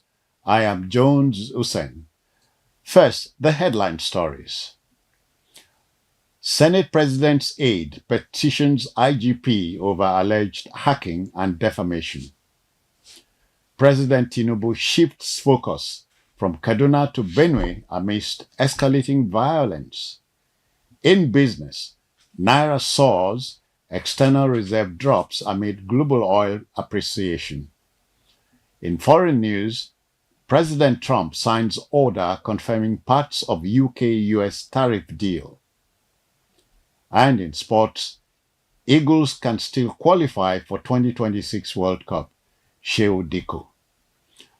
Now, the news in detail. Former Delta State Commissioner and Senate President's aide Kenny Okolugbo has petitioned the Inspector General of Police, IGP, over what he calls a coordinated cyber attack and defamation campaign against him. Okolugbo alleges his verified X account was hacked and used to post fake statements, which were later amplified by influencers Tunde Ednat, Rufai Oseni, and Adeola Fayehun, who allegedly added false claims of voice cloning and secret meetings in London. He linked the smear campaign to ongoing allegations by Senator Natasha Akpoti-Uduaghan, claiming the influencers' narratives were never in the original hacked post, suggesting a deliberate effort to damage his reputation. Okolugbo is calling for urgent police action to unmask those behind the attack and clear his name. President Bola Ahmed Tinubu has postponed his scheduled visit to Kaduna State and would instead travel to Benue State on Wednesday, June 18, following a deadly attack in the Yelawata community of Guma local government area. At least 150 people, mostly displaced persons sheltering in a market, were reportedly killed by gunmen believed to be herders.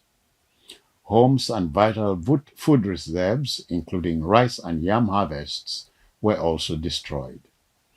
Condemning the senseless bloodletting, President Tinubu directed immediate military reinforcements to the region and tasked security agencies with identifying and prosecuting those responsible.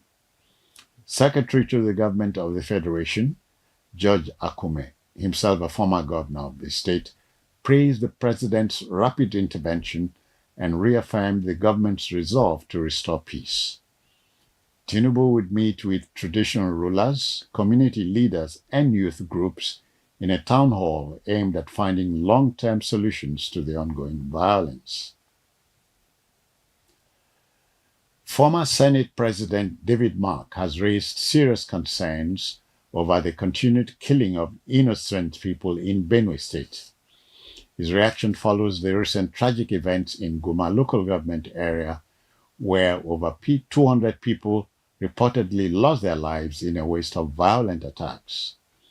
The incident has left many communities in mourning, with survivors still struggling to understand why such brutality persists. Mark expressed deep pain and sadness at the killings and warned that if urgent steps were not taken to restore peace and security, the situation could escalate beyond control. He emphasized that the patience of the people was wearing thin, and if nothing was done soon, residents might be forced to take matters into their own hands to protect themselves and their families. He noted that self-defense could become a last resort for many, if the government failed to intervene. A break here for business news.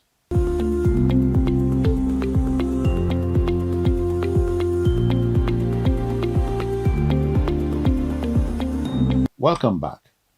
In business, let us tell you that the Naira strengthened further on Monday, closing at 1,544.62 to the US dollar, up by 0.3% from Friday's rate of 1,549.35 at the Nigerian Foreign Exchange Market (NFEM). This is according to data published by the Central Bank of Nigeria (CBN).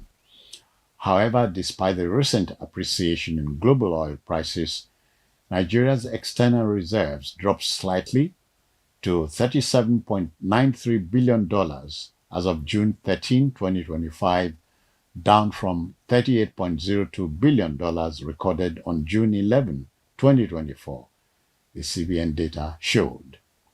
According to a report available, Brent crude saw a sharp 11.67 week-on-week increase last week, its largest weekly gain in years, closing at $74.23 to the barrel. This rebound narrowed Brent's year-to-date loss to 0.55% compared to 10.95% the previous week. The average price of Brent in 2025 now stands at $75.08 per barrel, reflecting a 5.98% decline from the 2024 average of $79.86 per barrel. Another break here for foreign news.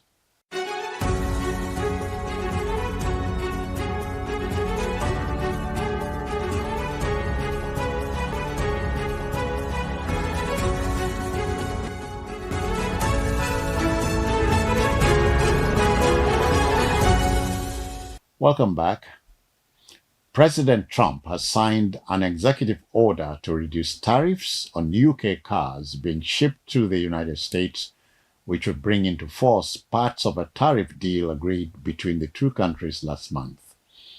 Speaking at this G7 summit in Canada, Prime Minister Sir Keir Starmer called the move a very important day for both countries. It comes after weeks of talks to implement parts of the pact, which the UK government hopes would shield British businesses from the impact of Trump's tariffs. But the deal includes a 10% levy on most UK goods, including cars, and did not address the expected removal of charges on steel imports. The pact, initially agreed last month, is the first that the White House has announced since it imposed wide-ranging tariffs on various goods entering America earlier this year. A break here for sports news.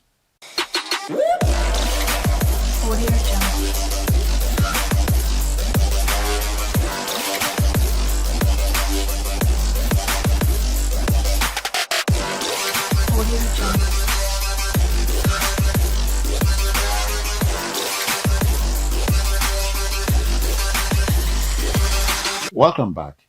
In sports, the chairman of the Interim Management Committee of the Nigeria Professional Football League, Shehu Diko, has expressed confidence that the Super Eagles still had a realistic path to qualify for the 2026 World Cup, despite their current struggles in the qualifying series.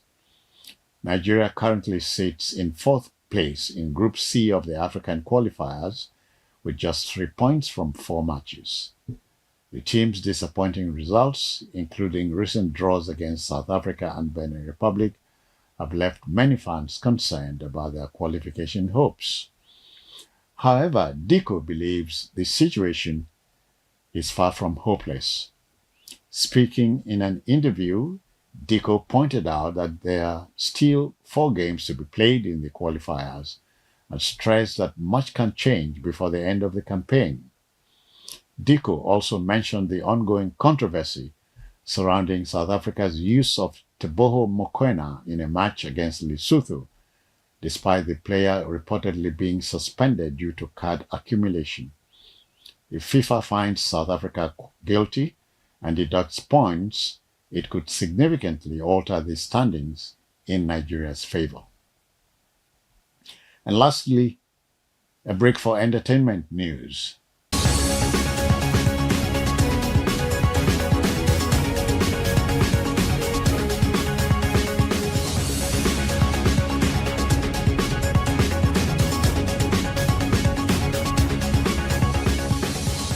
Welcome back.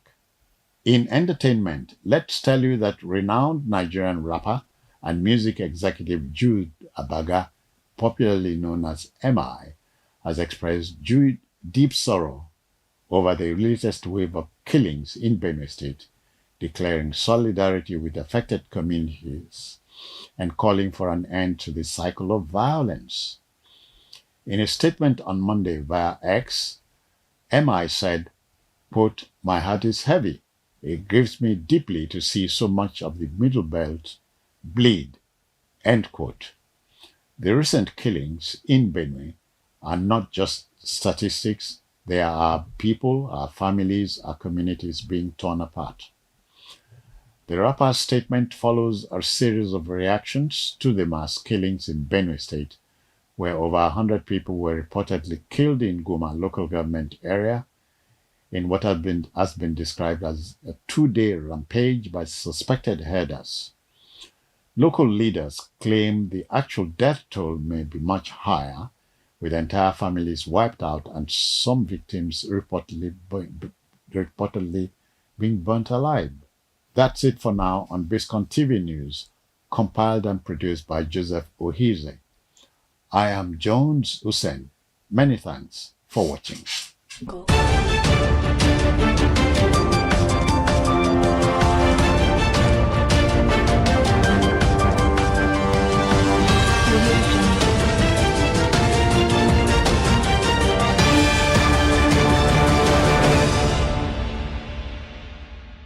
So I've just requested that Patrick should skim through this thing so that we can leave here. We'll be here for quite some time. Thank you very much.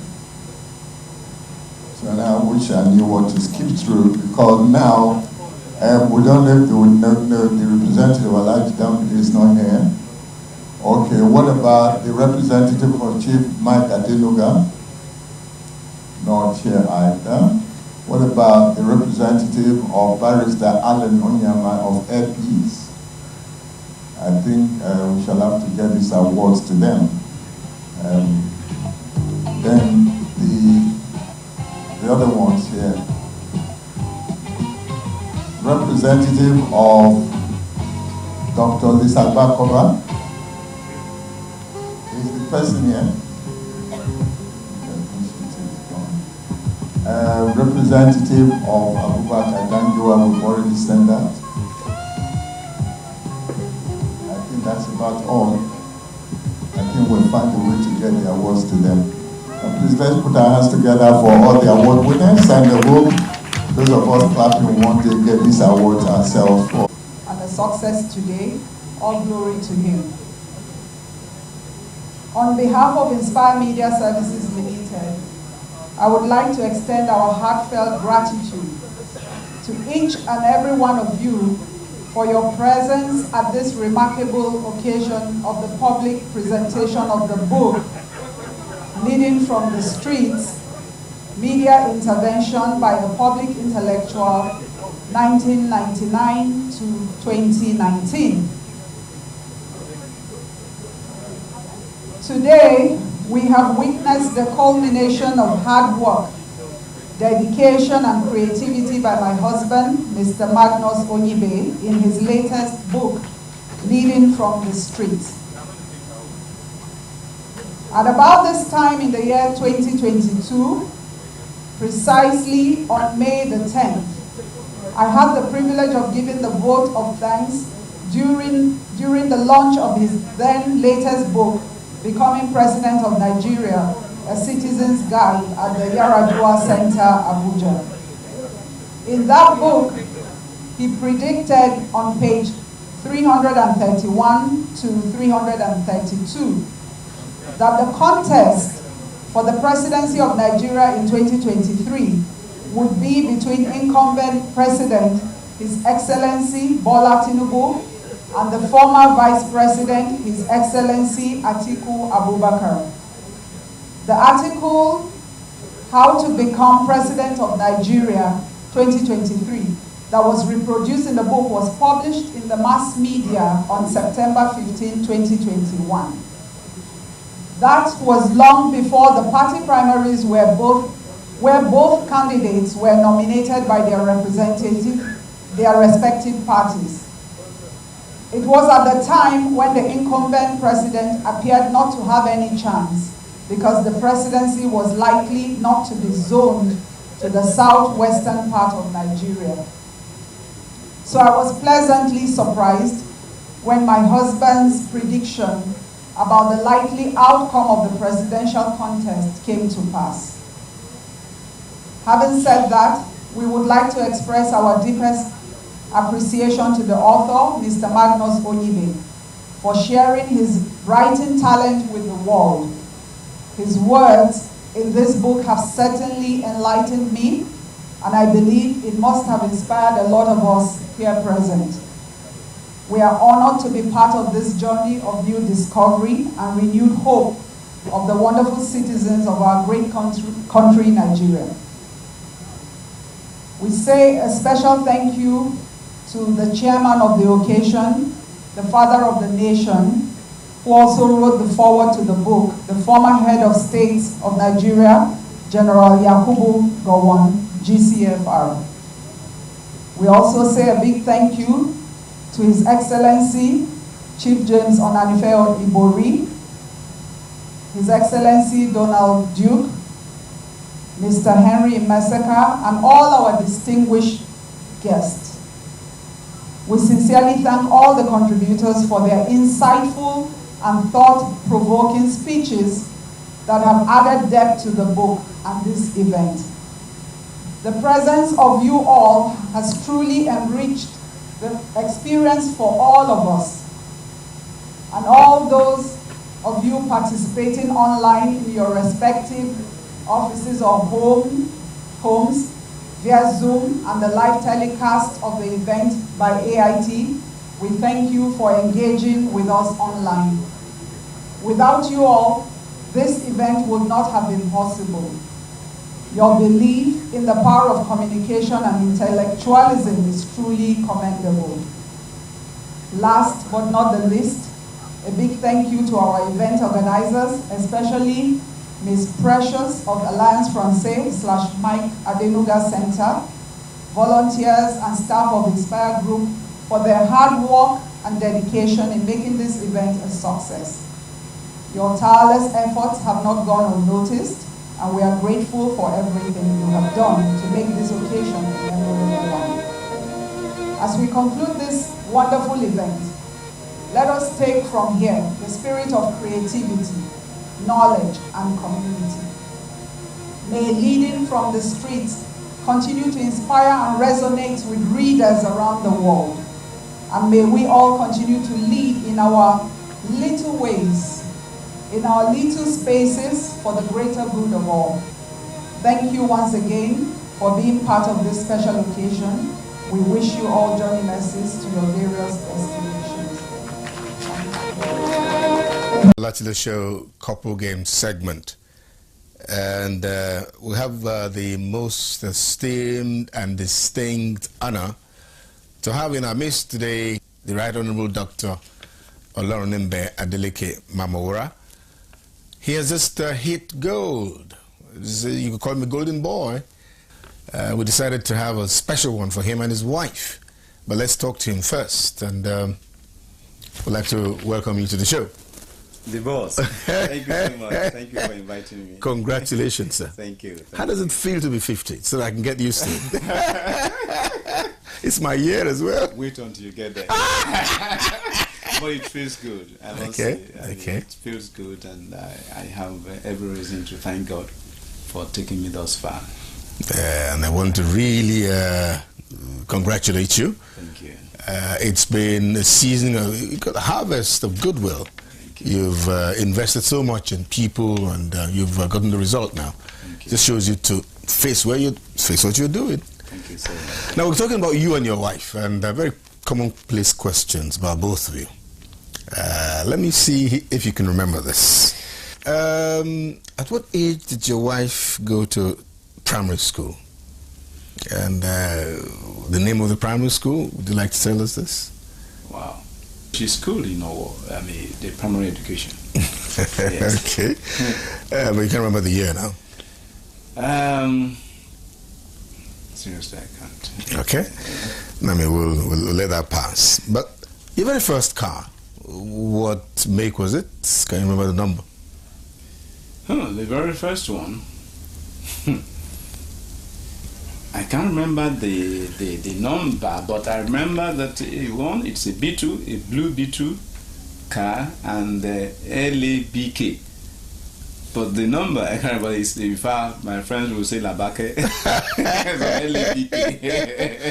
Okay. Okay, then let's go back to University of Ife. And that was where you actually met your wife, like we got to know.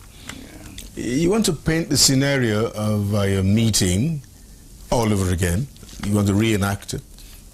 Well, my friends and myself, we decided to organize a party,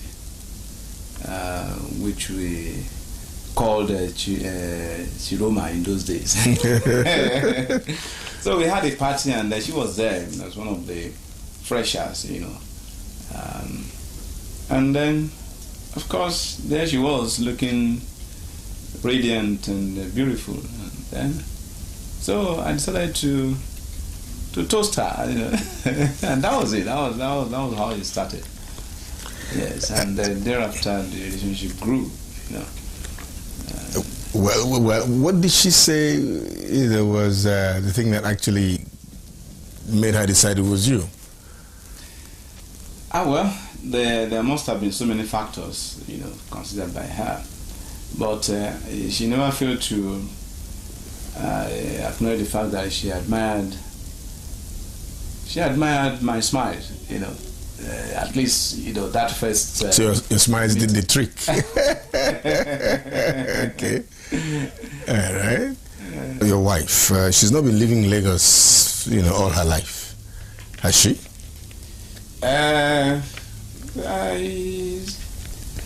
What I wanted to know actually is when she actually came to Lagos on a permanent basis. First time. To Lagos permanently after completing her youth corps. That was in 1981, thereabout. Okay. Because after the university education, which she completed in 3 years, 76 to 79, she had youth corps in I think 79, 80. Then she took up appointment with First Bank from 81, and ever since she's been in Lagos. Good. Now, this other question, let us see your response to it. How would your wife react to a situation where you take a second wife?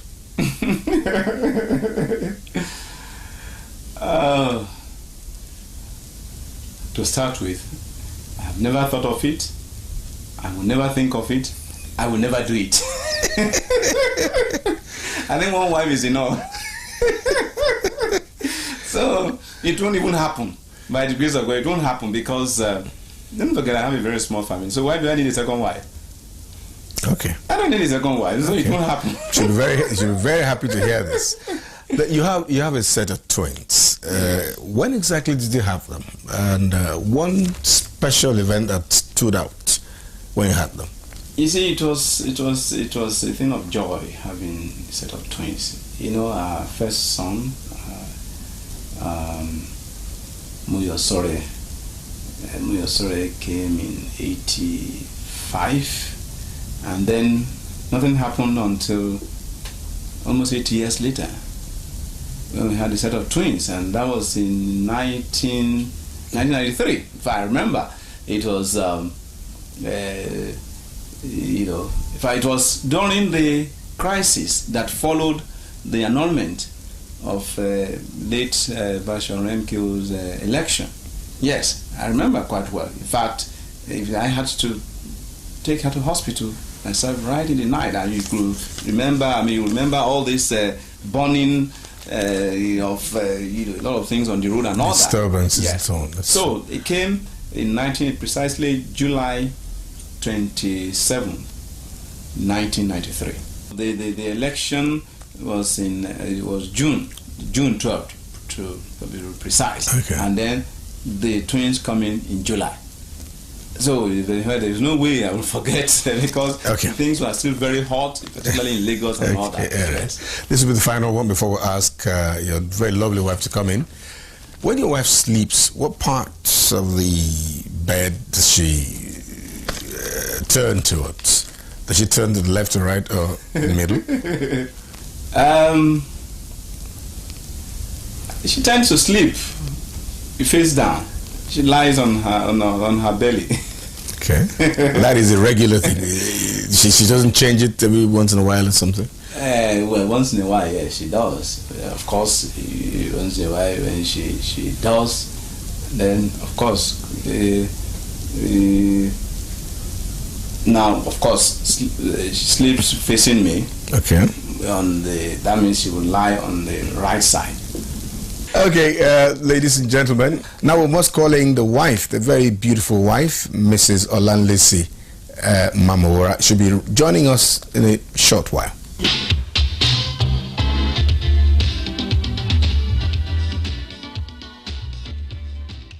And you haven't greeted each other the way I'd like you to. I hope you guys got it. All right. Congratulations, my sister. Thank you very much. You have been, in the last 1 week, savoring this very special status of being the wife of a golden boy. How does it make you feel yourself? I feel good. I feel great. I feel grateful to God. Good. And I must say that yours is a blessed marriage, and the Lord will continue to bless it. Amen. Good. Now, I have been talking to him, asking those very simple questions that border on trying to know how much of each other that you really know, in fact. At what age did you go to primary school? Did who? You go to primary school. And what primary school was this? What year? I went in 1964. I was 5 years old. And it was St. John's Demonstration School. Did you get that right? He was one short of it. He said 6 years. I think he got it. Well, he tried. Then another question is to do with these questions are not coming in a particular order, not sequential and all that, but these questions were asked. This is to do with you and him. University of Ife. How did you see? How did you meet each other? I think that's an easy one. Okay. Because we've been asked that question over and over again. Okay. I think we met, was it at Morimi Hall, with a group of friends. There was a party, myself and my friend. Oh, your friend, sorry. My group of friends, his group of friends. Okay. We met there. Okay. And one thing led to the other, as I normally say. But what was that thing that sold him out? You just made up your mind it was going to be him. You want me to make him feel good again. But it's not his fault that he's looking the way he's looking. Appearance. Okay. And one other thing apart from that. How about the smiles and all that? Of course. I didn't want to mention that. Okay. I don't want it to feel too good. Okay. No, I mean he has to feel good. Then what car did he first buy? Can you remember? Yes. The number of the car, the make of the car? The Volkswagen Beetle LAB 364K. He called it something to do with Lavake or something. We used to call it Lavake. Okay. Now, when you sleep, I asked him, what direction do you face? Direction in what sense? Are you talking north, south, or backing him, facing him? No, well, let's say left, right, forward, backwards. Can you define the left? No, wherever you're facing is your left, left. Just take the position from where you're sitting. Okay, the position. Let's simulate a situation where we have the left. The left. Do you face down? Do you sleep on your belly or something? Yes, I do. Okay, because he said that. Usually towards my left. Okay, exactly. That's what he told us. That you have a set of twins. Thank God for them. I asked him when you had them, and to paint the kind of scenario that went with you having them. What year was this? And so. That was in 1994, 27th of July to be precise. Okay. And what was in the air then? What can you remember, about... Within the family or generally, well, I mean, that surrounded having them. Did he take you to the hospital and so on and so forth? He did. He took me to the hospital in the evening. It was during the June 12th crisis, and I started having these pains in the evening, although I told him that we should hold on a while. Okay. But it wasn't too comfortable. One, because of the crisis, and secondly, because we knew I was carrying a set of twins. Okay. So he took me to the hospital. We called a doctor, my ever faithful Dr. Emmanuel. Okay. St. Nicholas Hospital then. And my doctor told him that he should go back home. He didn't actually go back home or go and have a bottle of Gouda. Then you come back in the morning and your wife would have put to bed. But he tarried a while and he went back home actually. Okay. Came back later. And the good news was broken to him. Okay, congratulations on that. Then I said, what if he has a brain wave and decides to get a second wife? How would you react? Okay. I will not leave that home, not for anybody. All right. No problem. He said he would never ever, not even in his wildest dreams, that he loves you so much and you give him peace of mind. Why would he be going out? Thank you very much, madam. Thank you very much. Congratulations again. I'll meet you there, just like the governor said.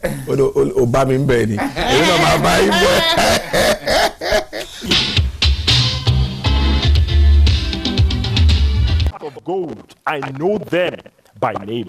Tony Elumelu, you are one of their kind. You break your calabash against the rock to plead with the heavens to rain upon your king's men. You break rocks to put food on the table of strangers. You climb mountain tops against the odds and pull thousands along your way. You lay fortune in the hands of many and keep a smile on the faces of many more. Ruby is red, emerald is green, but in you lies a brilliant color, hidden in the sparkles of diamond and the seventh day is dark. You shine your light. When the night is long, you plead with the sun, and your essence is better spoken in the eloquence of the tongue of my forefathers. Elu melu, Aisikilu, Agogoide. Tí mú tẹ̀lú tọmọ tàti wèrè àbòyá bẹ́ńbólé ọkùnrin ṣìṣì lóru ọkọ̀ ìrókò àràbà ńlá tí ń jọba nínú igbó jíjìn. Mo ti rákì kanjú nílé ayé mi. Mo ti rìn jìnnà nílẹ̀ Áfíríkà. Mo ti rọ́mọ, mo ti rénìyàn. Mo ti rélùmélù ọmọ ni. Mo ti rélùmélù akọni. Mo ti rélùmélù òṣèré ogun ọkùnrin gidigba. Ó bá jẹ́ súnmọ́ níwọ̀n ẹgbẹ̀je kí n jìnnà sí ọ níwọ̀n ẹgbẹ̀fà. Araba, men are born, men are made, but a few are molded in the furnace of greatness. You walk through the furnace of greatness to become the womb that conceives dreams of young and old, kindreds and strangers, for their success to see the light of day. For your sake, Africa can beat her chest to say, I have raised the legendary son of the sun, a fortune maker who dedicates his life to raising fortune makers. and a pedestal on which the Africa of our dreams can stand. On his wings, daughters and sons of Africa can rise above limitation, so their head will touch the sky and their feet will go places. Tony Onyemechi Elumelu, as you glide into your 6th decade, bury your worry at sundown. Dance the night away to the tune of Nightingale. For at sunrise, when heaven and earth and the cosmic forces behind the existence of mankind united to offer me a lifetime chance, they asked me to ask for just one thing. I wanted power. I craved glory and fortune untold. But above all that, I asked them to keep you safe and never let the smile on your face fade away. They swore by heaven and earth and the cosmic forces behind the existence of mankind. They swore they will. Kiniu, I have heard there is a secret song you sing, and it pleases the Lord. So, with a mouth full of songs and a head dripping with oil, go forth into many years to come. Fear not where the road may lead. Rest assured, your exploits are written in the sands of time, and your honor is ceaseless till the day after forever. Happy birthday.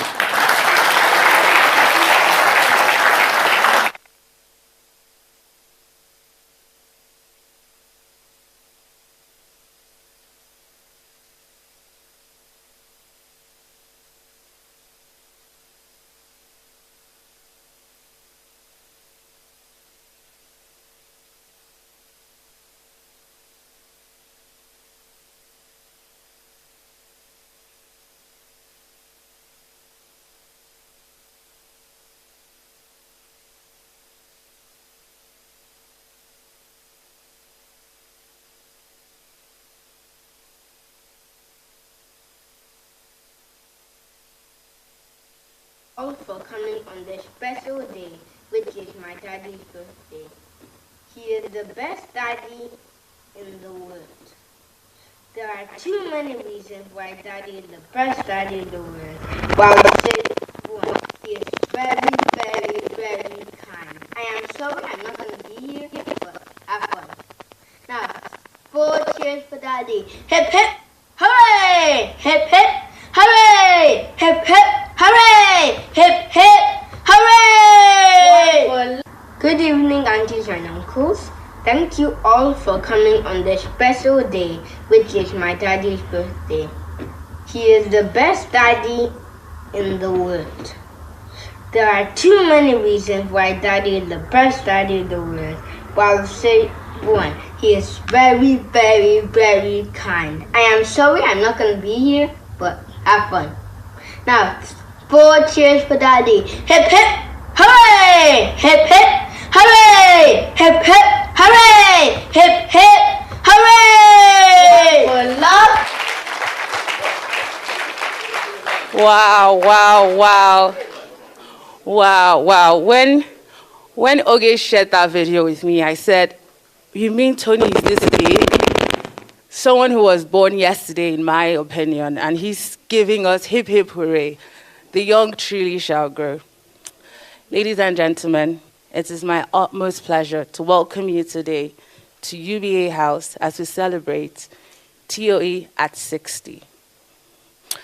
I can say many things about our chairman, but I'll let our entrepreneurs go first. My name is Somachi Christasoloka, CEO of the Tony Elumelu Foundation, the leading philanthropy empowering young Africans from all 54 African countries. I will now ask 4 of my wonderful alumni from across the continent to come on stage, but before I do, I'd like to say a few things. These entrepreneurs are in agriculture and green sector. They're telling us and showing us that even if agriculture already employs 60% of all Africans in sub-Saharan Africa, there's still so much potential that is untapped. And they're demonstrating to us As they harness this potential and create jobs and alleviate poverty, they're doing so in a sustainable, green fashion to help the continent combat climate change. Without further ado, I'd like to welcome Irene from Cameroon, Aduba from Ghana, Michael from Liberia, and Young from Cameroon.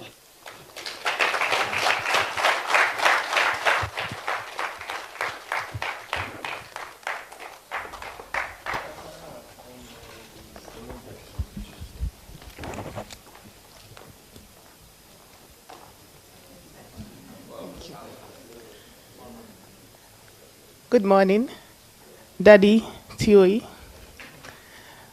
invited guests, distinguished ladies and gentlemen. I'm happy to be here. My name is Ya Edubasari. I'm a poultry farmer from Ghana. I've done this work for the past 5 years. Papa Tony, Ishepa, greetings from Ghana.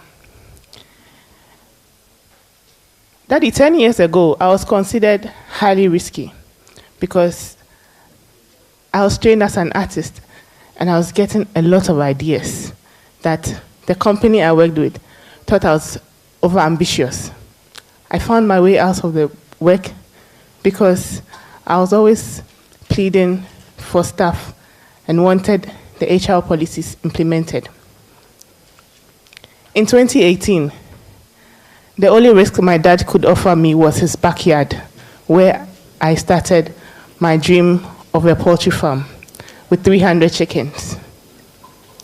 2 years after that, I found the Tony Elumelu Foundation on the internet. I applied for it. Lo and behold, that was the only selection I'd got in the past 10 years. Thank you, Papa. My poultry farm was producing 2,000 eggs every week. But after training from the Tony Elumelu Foundation with the 5,000 seed capital received in 2021, Papa, today we produce over 12,000 pieces of eggs weekly. We have employed 6 full-time staff and we pay them every month. We have over 20 young men and women along the value chain that we also employ as casuals. Thank you, Papa. Thank you very much. On your 60th birthday, all the vendors in Accra selling my eggs, the bakeries, the hospital canteens, the school canteens, and all others who consume our eggs on a daily basis say thank you. Africa is shining because of your efforts. Thank you, Papa. Good morning, Africa. My name is Sama Irene. I'm from Cameroon. I am the founder of Renfood Enterprise. We are bridging the nutrition gap that exists as a result of switching from breast milk to solid food. We are providing a semi-solid food that is healthy and affordable for babies. I'm so excited this morning because, sir, finally I got the chance to stand in front of you and say thank you. Thank you for the seed capital. Thank you for the training. Before I got into TEF, I was a local businesswoman. I was producing from home locally and manually. After TEF, I became corporate. We got a structure and we got a production machine. We are no longer producing manually, but we have a production machine. Not only that, our revenue moved from almost nothing to thousands of dollars and then hundreds of thousands of dollars. Thank you, sir. And from that, you have given me a platform. My company was opportune to be present at the Intra-African Trade Fair in South Africa, thanks to the Tony Elumelu Foundation. I also got selected as part of the Women in Africa Entrepreneurship Program, which just ended last year. Thank you very much, sir. We are so grateful from Renfood Enterprise and from Cameroon and to all African entrepreneurs. We call you our father. You gave birth to us. You gave us hope. We say thank you very much and happy birthday to you, Mr. Tony Elumelu.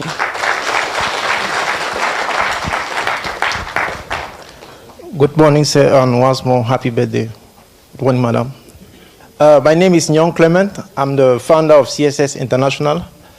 In 2016, I just lost my job as a consultant in the environmental aspect. I had an office from home, and it was difficult to actually convince people to take into consideration the environmental impact aspect of their businesses. And a lot of people were asking me, do you think just by giving advices, people are more interested in money and they don't care about the environment, and not knowing that the climate change is a global, have a global effect? So I decided with this that I need to get licensed, but getting licensed in our area of domain is very costly. Cameroon, yeah. So it's very costly. However, when I saw the advertisement for the TEF program, I questioned myself if the foundation was going to finance people who are just providing services in this area. But I was lucky enough, I was told that it's possible. So when I applied, and I was shocked, that same year I was selected. So out of the 93,000 that applied, I was chance to be selected. And not only that, a year later, after receiving the training, which helped to learn how to manage, negotiate, to hire, so I bring some staff. We have those who are responsible for marketing and customer liaison. And because of that, we had our first client, which was Dangote Cement Cameroon. Then later on, a lot of multinational followed up. So we're helping them to manage their, the impact their businesses pose on the environment. And when COVID came, it became difficult because we also do training. So because of the training we received, we diversified the services. We included cleaning and disinfection. And that department alone now today has 4 permanent staff and then 6 working temporarily. And every month I'm very happy when our client pay us and we pay them and they are all happy. So this is thanks to the foundation, the training we receive. And together, CSS International is going to fight the fight because we know we have at heart the climate change, and we are doing all our best so that the small enterprises that are coming up, they take into consideration how their business will not have impact to the environment. Happy birthday. Thank you, sir.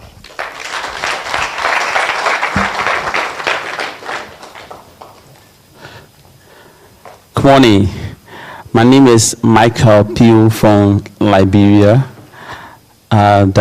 I call you the Lion of Africa.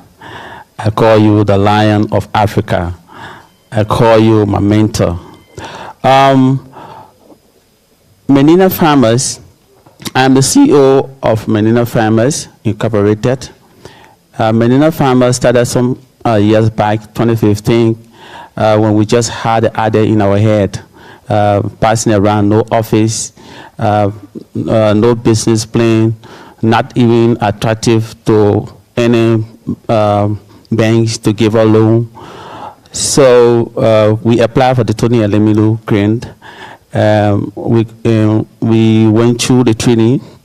The training alone made us attractive because we learn how to prepare business plan, we learn how to manage human resource, and moreover the mentoring and the networking. You know, so when we went back, we got the grant. We went back, we invested into lowland rice. We began to buy rice from smallholder farmers, most especially women. We were buying rice for them and milling it, and then selling it to WFP, World Food Program, and they were distributing it to school-going kids. You know, I can remember we had we sold about 60 metric tons of rice, of meal rice, to the WFP that year. And notwithstanding, we also got attracted to Solidarity West Africa, and they came in, they partnered with us.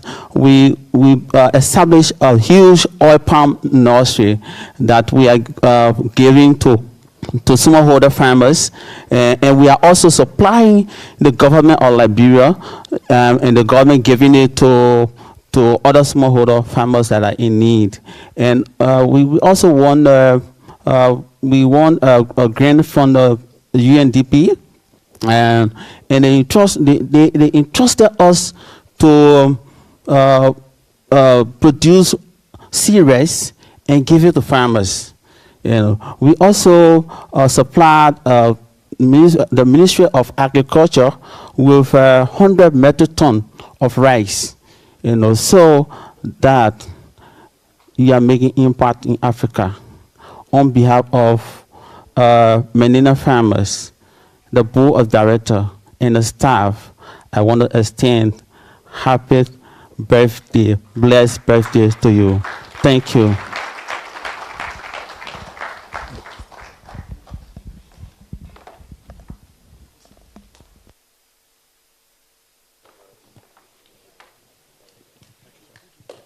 We come together because today we celebrate Daddy's birthday.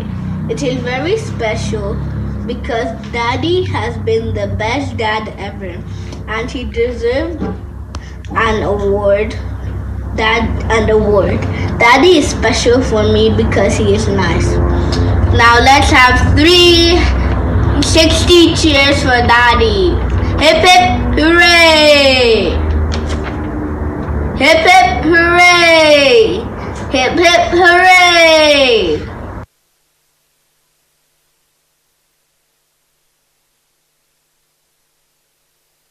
That was, I know some people were whispering, is that Tony again? No, that is Toby. Wow, it was lovely to listen to our entrepreneurs and the incredible impact you're having across the continent. You really are fulfilling our foundation's mission of 1, creating jobs, 2, alleviating poverty, and 3, economically empowering women and other young people. So thank you so much. I'm now delighted to introduce to you 4 additional entrepreneurs who are from our sectors, including technology, ICT, creatives. Sabik from Benin, Monica from Zambia, Glory from Congo. Exactly.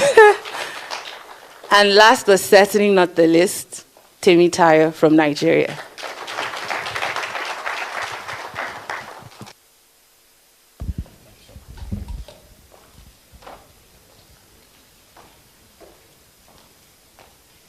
Good morning, Sir and Madam Elumelu. Good morning, distinguished guests.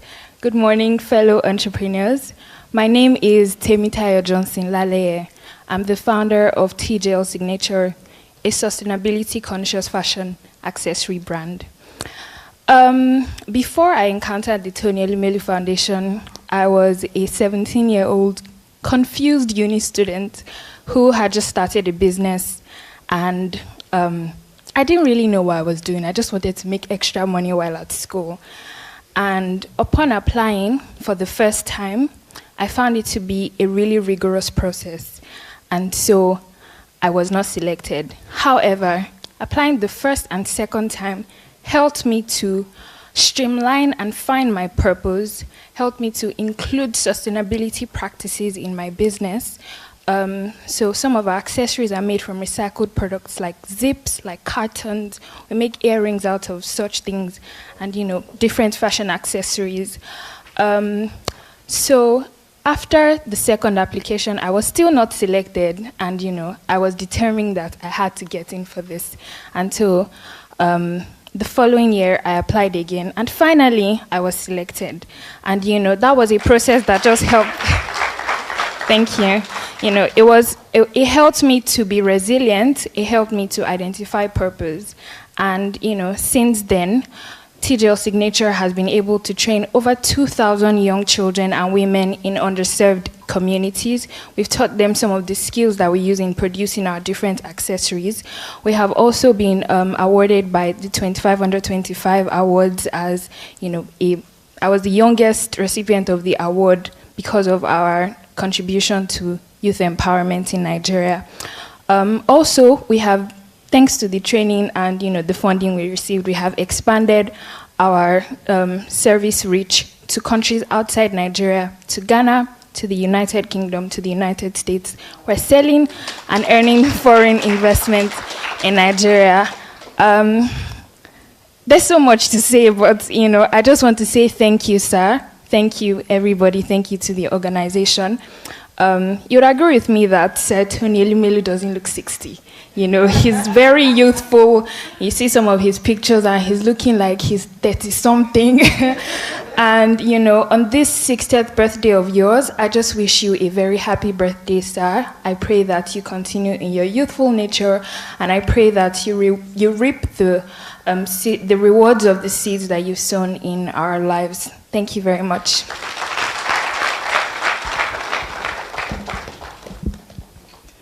Mr. Elumelu, Dr. Awele, ladies and gentlemen, good morning. I am Gloria from Congo, and in 2016, I've launched a fashion business. I was selling fabrics in a store and on Facebook. And in 2018, I have been selected in the TEF program. So I have been trained and I received a seed capital of 5,000, yes. And with this money, I've bought about stock, and I also bought a professional sewing machine, because one of our aim was to provide a professional tailoring service. But in 2020, due to COVID, our country just entered in total lockdown for 2 or 3 months, something like it, and everything just closed. We closed our shop. We reopened some months later, but in 2021, due to the impact of this situation, we closed again, we reopened and closed again. But with the professional sewing machine, I have started sewing by myself. I've watched a video on YouTube and tried to learn, and now I am sewing, and by the end of the year, I would like to relaunch, to reopen the business. So I want to say to you, sir, to all the members of the foundation, thank you. Thank you for trusting in us. Thank you, because it always gives us resilience, because we don't leave, we continue to fight, we're trying to find solution to continue our business. So, sir, thank you, and happy 60.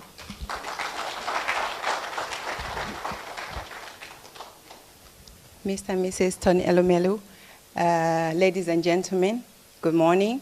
I'm humbled and I'm honored to be amongst you. My name is Monica Domingo, and I am the CEO for Dimitru Zambia Limited. I am a beneficiary of the 2019 Tony Elumelu Foundation Seed Capital. My business is currently employing 21 young men and women who are taking care of families. These are breadwinners. And through the Tony Elumelu Foundation program, our business was gained investor confidence. We've signed new contracts, and for that, we'd like to say thank you, sir. I would like to wish you a happy birthday, and in my language, I would like to say Kale Balika. It means may the sun keep shining on you. God bless you. Zambia. Yes. Good morning, sir. Good morning, everyone. My name is Sabik Badamasi, and I come from Benin, Republic. I am the CEO of SoClean.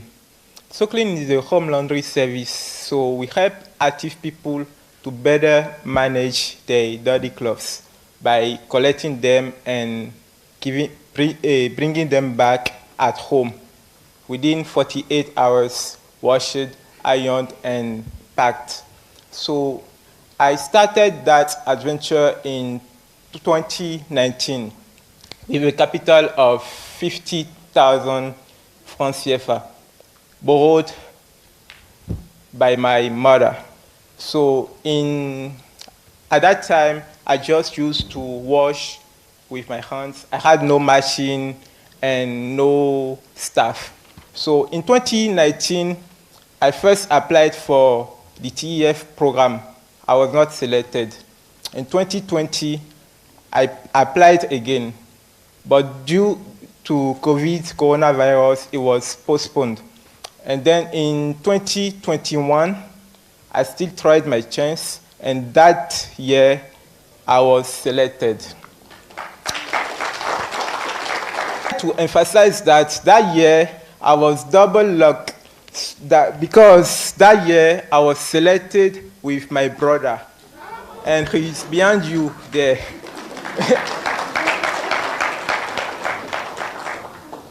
So I would like to thank you, because thanks to the financing, I was able to acquire more materials, reach a more suitable space, and recruit more people. And thanks to the training we received during the journey, we were able to refine our strategies. And today, I'm happy to tell you that our sales have tripled. And all this would not be able without the foundation and without you, Mr. Tony Elumelu. So I really want to thank you from the bottom of my heart. Thank you very much for what you do for African youth. You know, thanks to this man, Sokot will rise by lifting others. Takes all its meanings. May God raise you up more. Happy birthday, sir. If you don't mind, I'm not going to finish without taking the opportunity to seize my chance, as you advise us yourself. So, a few days ago, we submitted a letter to the General Management of UBA Bank in Benin. In that letter, we requested a collaboration between SOCLIN and the United Bank of Africa. So we all know that bankers often wear classic clothes to represent their employer at best. Who better than SOCLIN to take care of their clothes?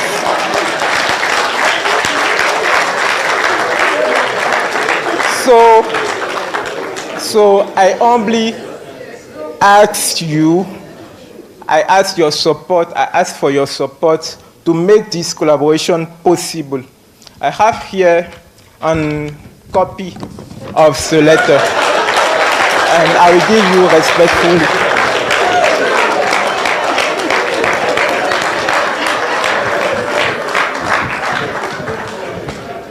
I sincerely hope that you will support us in this step, which will allow SOCLIN to reach another level.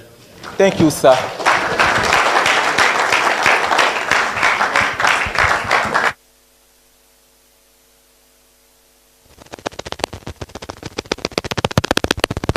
Welcome. That's so sorry that we are not able to be there today. Welcome to the party. We hope you enjoy celebrating our dad's 60th birthday with him. We are so sorry that we are not able to be there today, but we hope that everyone still has a great time. We hope you all have fun and enjoy today.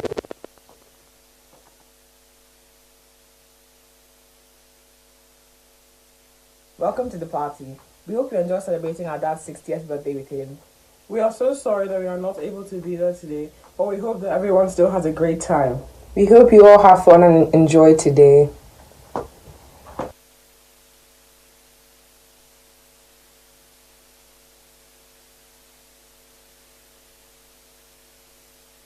A stronger round of applause, because because they're actually in the middle of exams, and they took precious time out to record that video for you all to see them as a wish to you a happy birthday. So one more time for the triplets. Thank you so much, ladies and gentlemen. I'd also like to emphasize that we have UBA CEOs from across 20 African countries in the room today. So entrepreneurs, from all across Africa. It's useful if you identify the UBA CEO in your country and see how you can serve UBA in your country. Okay? I'd also like to recognize our Heirs Holdings Group CEOs who are also in the room, as well as other very important board directors of UBA as well as HH Group. Now, I'll be introducing some of my favorite entrepreneurs from across Africa who have magnificent success stories in the ICT space. Meda, Burkina Faso, Ama from Togo, and Linda from Kenya.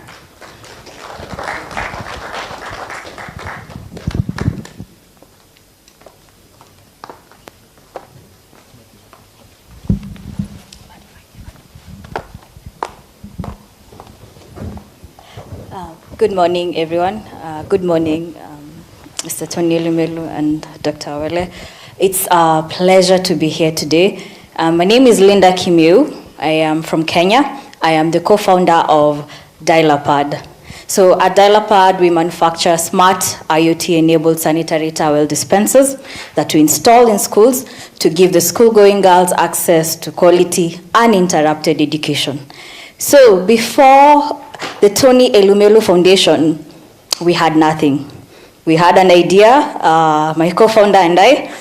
So we had these bedroom meetings, because she's my sister. So we had the bedroom meetings. We said, we have an idea. We want to stop absenteeism of schoolgirls due to period poverty.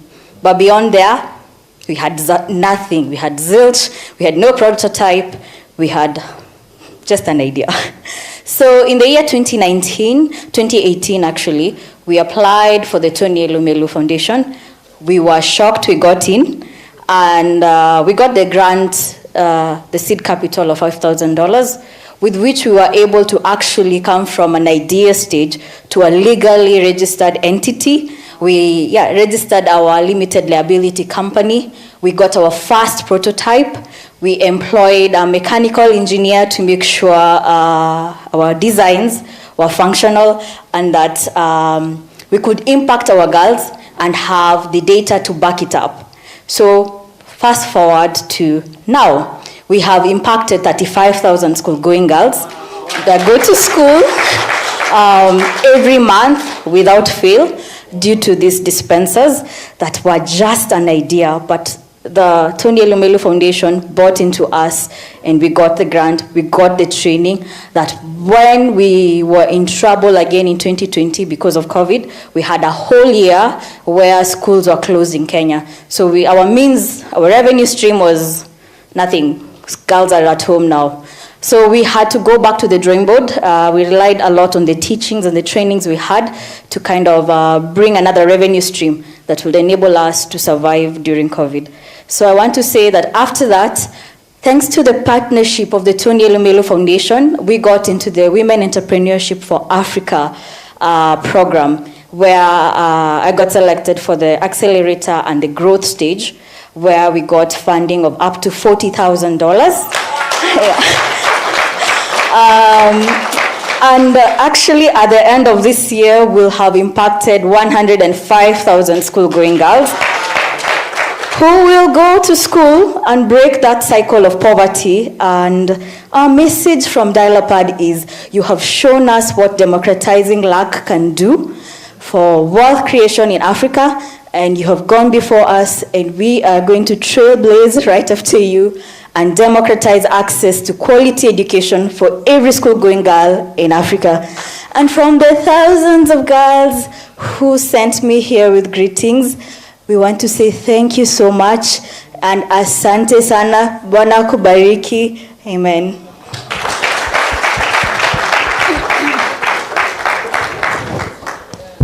Bonjour l'assistance, bonjour maman Elumelu, bonjour papa Elumelu. Je suis alumni TEF 2021, je m'appelle Ama Bakuta. Avant de postuler à la fondation Tony Elumelu, je faisais des vêtements pour quelques personnes seulement. Je manquais de main-d'œuvre et de matières premières pour exprimer ma vision qui est d'avoir une boutique contenant une ligne de vêtements en tenue africains et accessoires.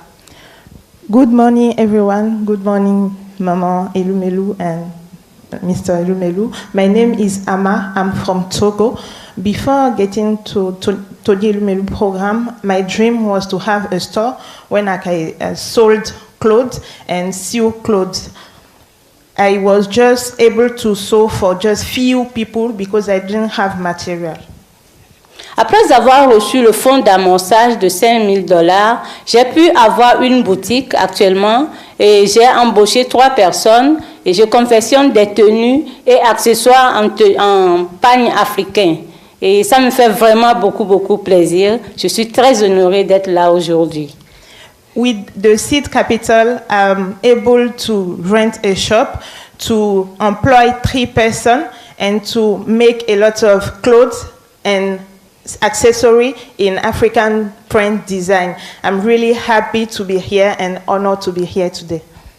Recevez, papa, mes vœux les meilleurs de santé, de prospérité, de bonheur, de longévité à vous et à tous ceux qui vous sont chers. Merci beaucoup. Akpe kakalo. Thank you.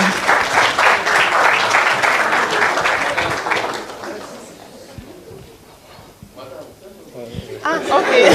Yes, she said she wishes you a good health, long life, prosperity to you, your family, and all those people that are dear to your heart. Akpe kaka is thank you so much in Mina, Togolese language.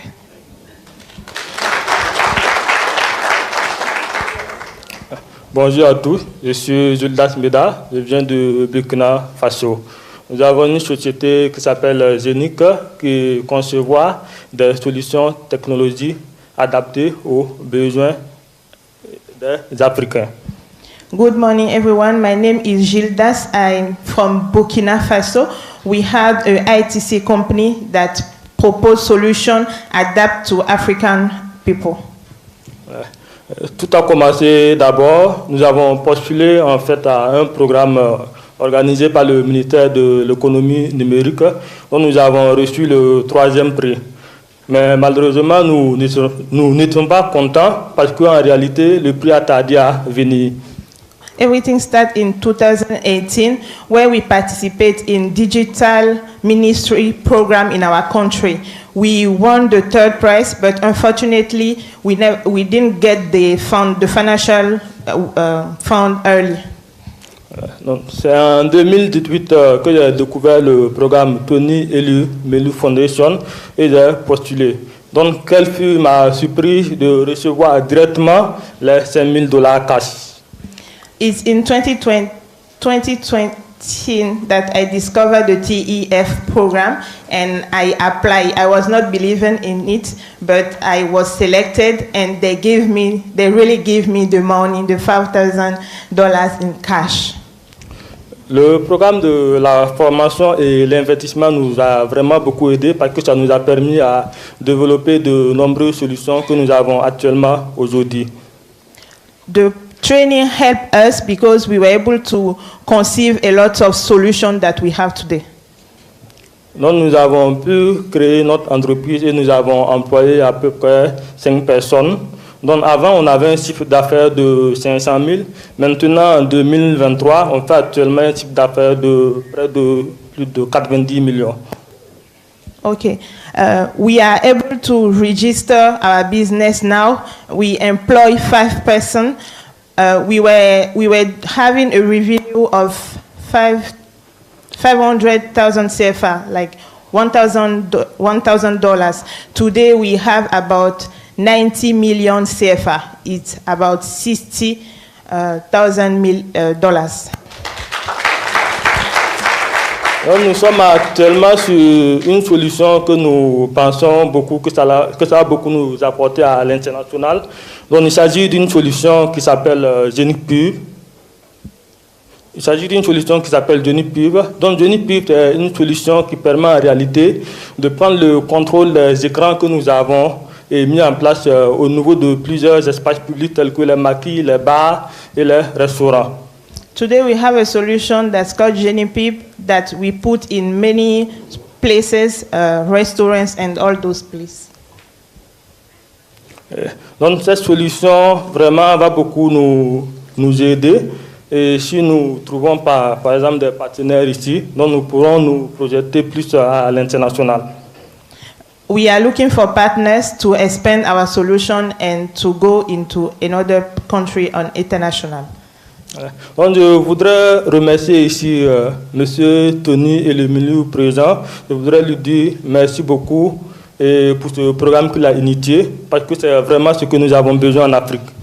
I want to say thank you to Mr. Tony Elumelu for this program because it's really what we need in Africa. Donc, je lui souhaite joyeux anniversaire, longue vie et en bonne santé. Happy birthday to him, long life to him, and good health to him. Que j'ai ici à présent un cadeau. Donc, j'ai beaucoup hésité de l'amener. Donc, il s'agit en réalité d'une tenue en faso d'Anfani. Okay. Il s'agit en réalité d'une tenue en faso d'Anfani. Donc, cette tenue a été cousue également par un ancien bénéficiaire de la fondation. I want to appreciate with a gift with a fashion d'Anfani that I will take later. Voilà, donc je disais que j'ai beaucoup hésité, parce qu'on m'a dit que les grandes personnes n'achètent pas les petits cadeaux. Voilà, mais je voudrais quand même demander à Monsieur Tony Elumelu, même s'il va le porter pendant 35 secondes, ça va nous faire un honneur. Oui, tout à l'heure. Ils ont dit tout à l'heure. So I will take the gift to Mrs. later and he will receive it. Okay. Lastly, I am Ayodele Onyan from Benin Republic. My business is Urami. I am TEF19. Urami means in Yoruba my treasure, because we believe that African small business are treasure that doesn't reveal themselves. So we do financial literacy and women empowerment.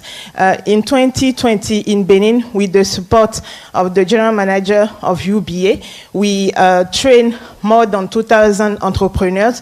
What put the light on us, and many governments start inviting us. In 2020, with the COVID, we make those business work because the business model was working, and we were able in the last year to raise $1.5 to finance 5,800 business. And today we are really proud to be one of the champions in 5 countries, because international organization and government invite us to share the business model and to raise more money. The thing is that we have many banks who come to us because we have the champion in our portfolio, and we would like UBA to continue what they start. Thank you. Yes. 2019, yes. Thank you.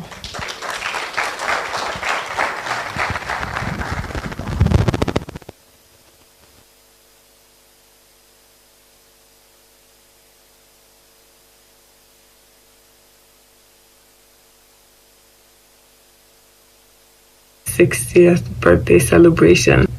Good afternoon, everyone. Thank you for coming to my dad's 60th birthday celebration. I hope you enjoy. Good afternoon, everyone. Thank you for coming to my dad's 60th birthday celebration. I hope you enjoy. Thank you, Ogo. Ogo took time out of being a medical doctor to take this 2-second video for us.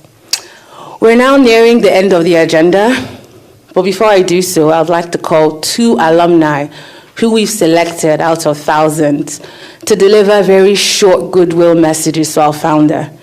Many people often forget that before the TEF Entrepreneurship Program, we had many other programs. We had the Tony and Awele Academic Prize Program, where best performing students from all universities in West Africa were given grants to go out there and realize their business dreams. We also had the Elumelu Professionals Program, where we had high-performing, best-performing students studying for their MBAs in Ivy League universities, but wanting to give back in some fashion. And so we provided the platform, the access, and the opportunity to bring these MBA students to Africa.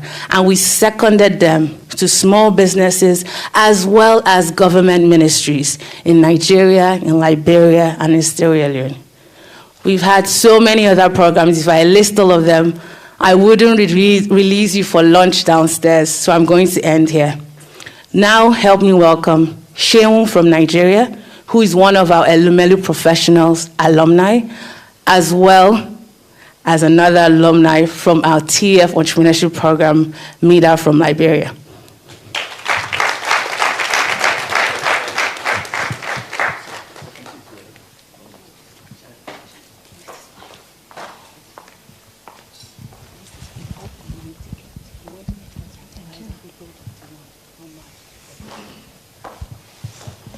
My name is Amma Harris, and since I'm not like Somachi, who has managed to memorize everyone's name, I'm going to read. About 30 years ago, my first arrival in Nigeria was as a Liberian refugee aboard the River Magidon. Today, I stand here in front of you as a 2021 TEF alumni. I'm the director of the Rosetta Steps Education Center. We provide learning programs and solutions for children and people in low-income communities, underserved communities. My mother was a teacher. The funding from the TEF enabled us to digitize our educational programs. Our students come from homes where there's no electricity, no access to learning. So imagine how difficult it is for our teachers to have them understand learning concepts. We were stuck. With the funding from TEF, we were able to purchase a generator, televisions, a projector, and bring to life all of the learning for our students. Since our funding received, we have taught phonics program to over 5,000 students in our community. We employed 25 teachers, and we have been open for the past 5 years. Thank you, sir. Without you, this would not have been possible. You have changed the narrative for us for who an African entrepreneur is, and have proven that a single individual through his philanthropic efforts can effect change.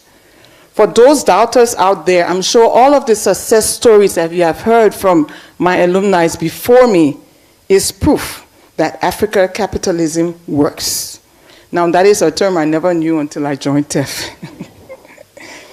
Today is your birthday, sir. Some of us have come out of curiosity.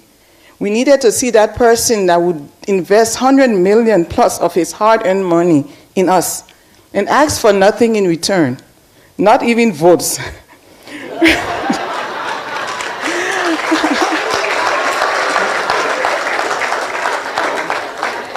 We have also come, and I have come personally to tell you thank you for believing in us. Sir Tony, as you celebrate your 60th birthday, rest assured, and I say this not only on behalf of myself, Liberian entrepreneurs, but for all your TEF alumni far and near, that as we leave this hall and depart to our various countries, homes, offices, and communities, we leave with a renewed commitment to think Africa-capitalism, live Africa-capitalism, and act Africa-capitalism. Because only in that way will we be giving you a present that will last long beyond your lifetime. Rest assured, your dream is alive. Happy birthday, sir.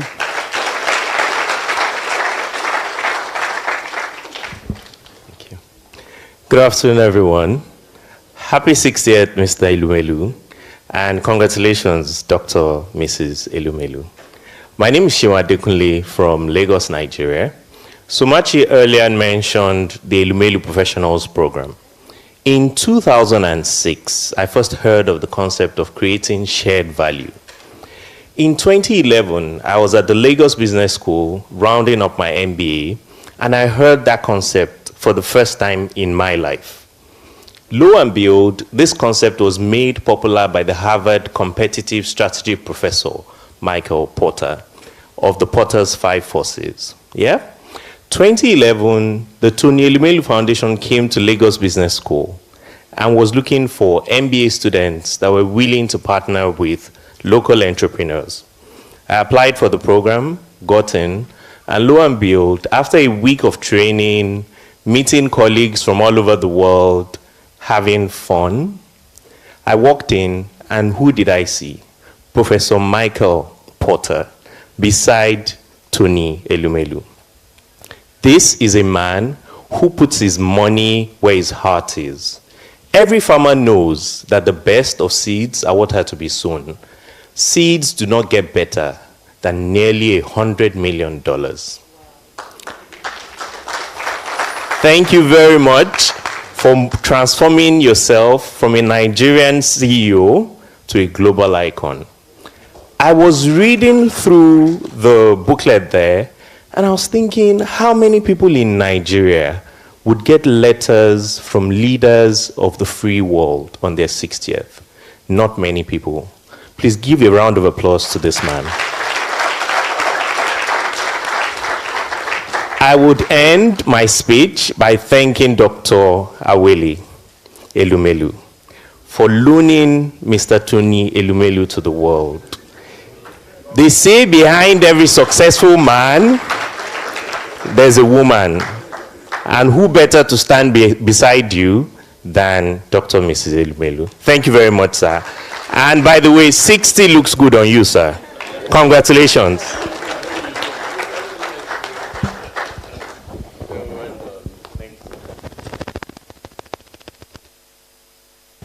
Tony, Hillary and I are glad to join your family, friends, and admirers from around the world in wishing you a very happy 60th birthday. From your successful career in business to your amazing work with your foundation, you've accomplished so very much throughout your first remarkable 6 decades.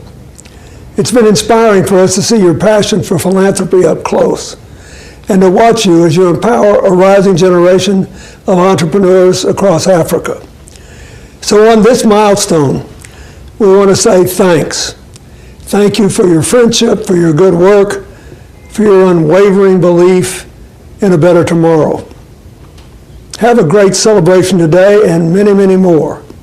You deserve it, and the rest of us need you strong, healthy, and young in spirit.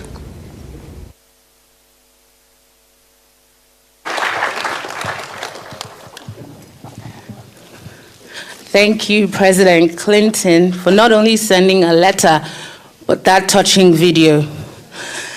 Now we're getting to the end of our wonderful symposium this early afternoon. I would now like to introduce 2 people who are extremely dear to me. One is someone I consider a role model in all aspects: business, career, family, warmth, kindness, everything. And the other who I consider the best little sister I could possibly ever have gotten.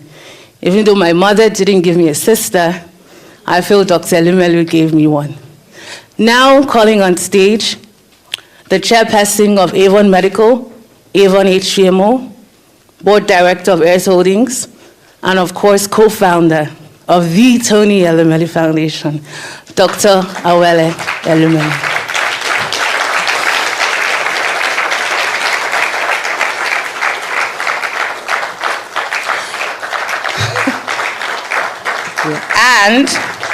And our very own Oge Elumelu, renowned scholar at LSE. Madam, here you go.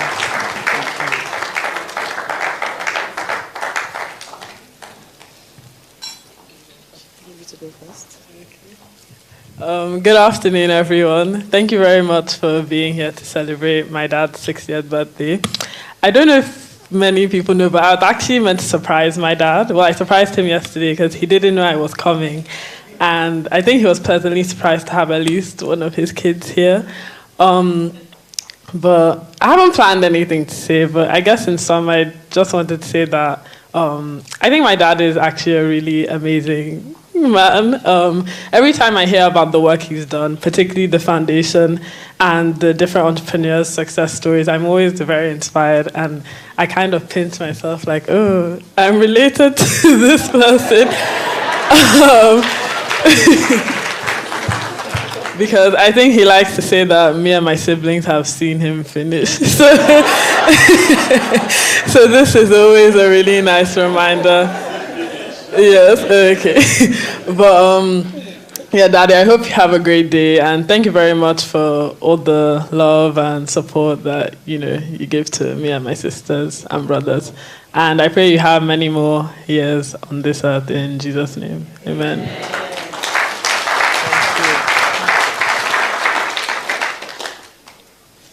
Thank you very much, everyone. I think for me, I think I'm here to say thank you because I think this is amazing. I mean, Tony didn't want to celebrate his birthday, and eventually said, I want to celebrate my birthday with those I feel, closest to me, those that are my family. And what a fantastic surprise. Here today we have all the non-executive, past and present non-executive directors of UBA.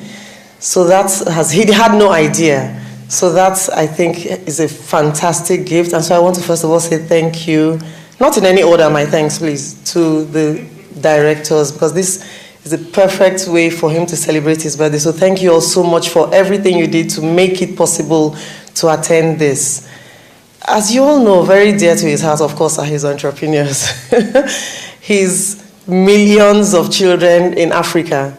So he grudgingly agreed that he would celebrate his birthday with the entrepreneurs. That was the only way he agreed to celebrate this birthday. Okay, when we said, okay, how about something with the entrepreneurs?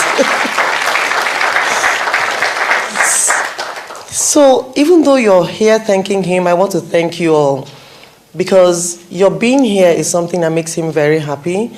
What you're all achieving, something that makes him very proud, fills him with so much hope for the countries you all come from, for the continent as a whole. So I want to say thank you very much to each and every one of you, those present here, those not here, in what you're all doing in your individual spaces, and in the ways you're inspiring others to be able to do exactly what you're doing, and even more. So thank you all very much. Thank you, everybody here. I mean, I don't know what to say. I guess we're all here to celebrate Tony. So they've said it all. You said he's what you all say. You don't say he is. He gives of himself, not just on the office front, but on the home. And I don't know how he does it. I always say to him, I don't know how you do it. As you see him in the office, he is so busy, but he will never not have time for us in the house. Never. So, I just want to say thank you very much I'm thankful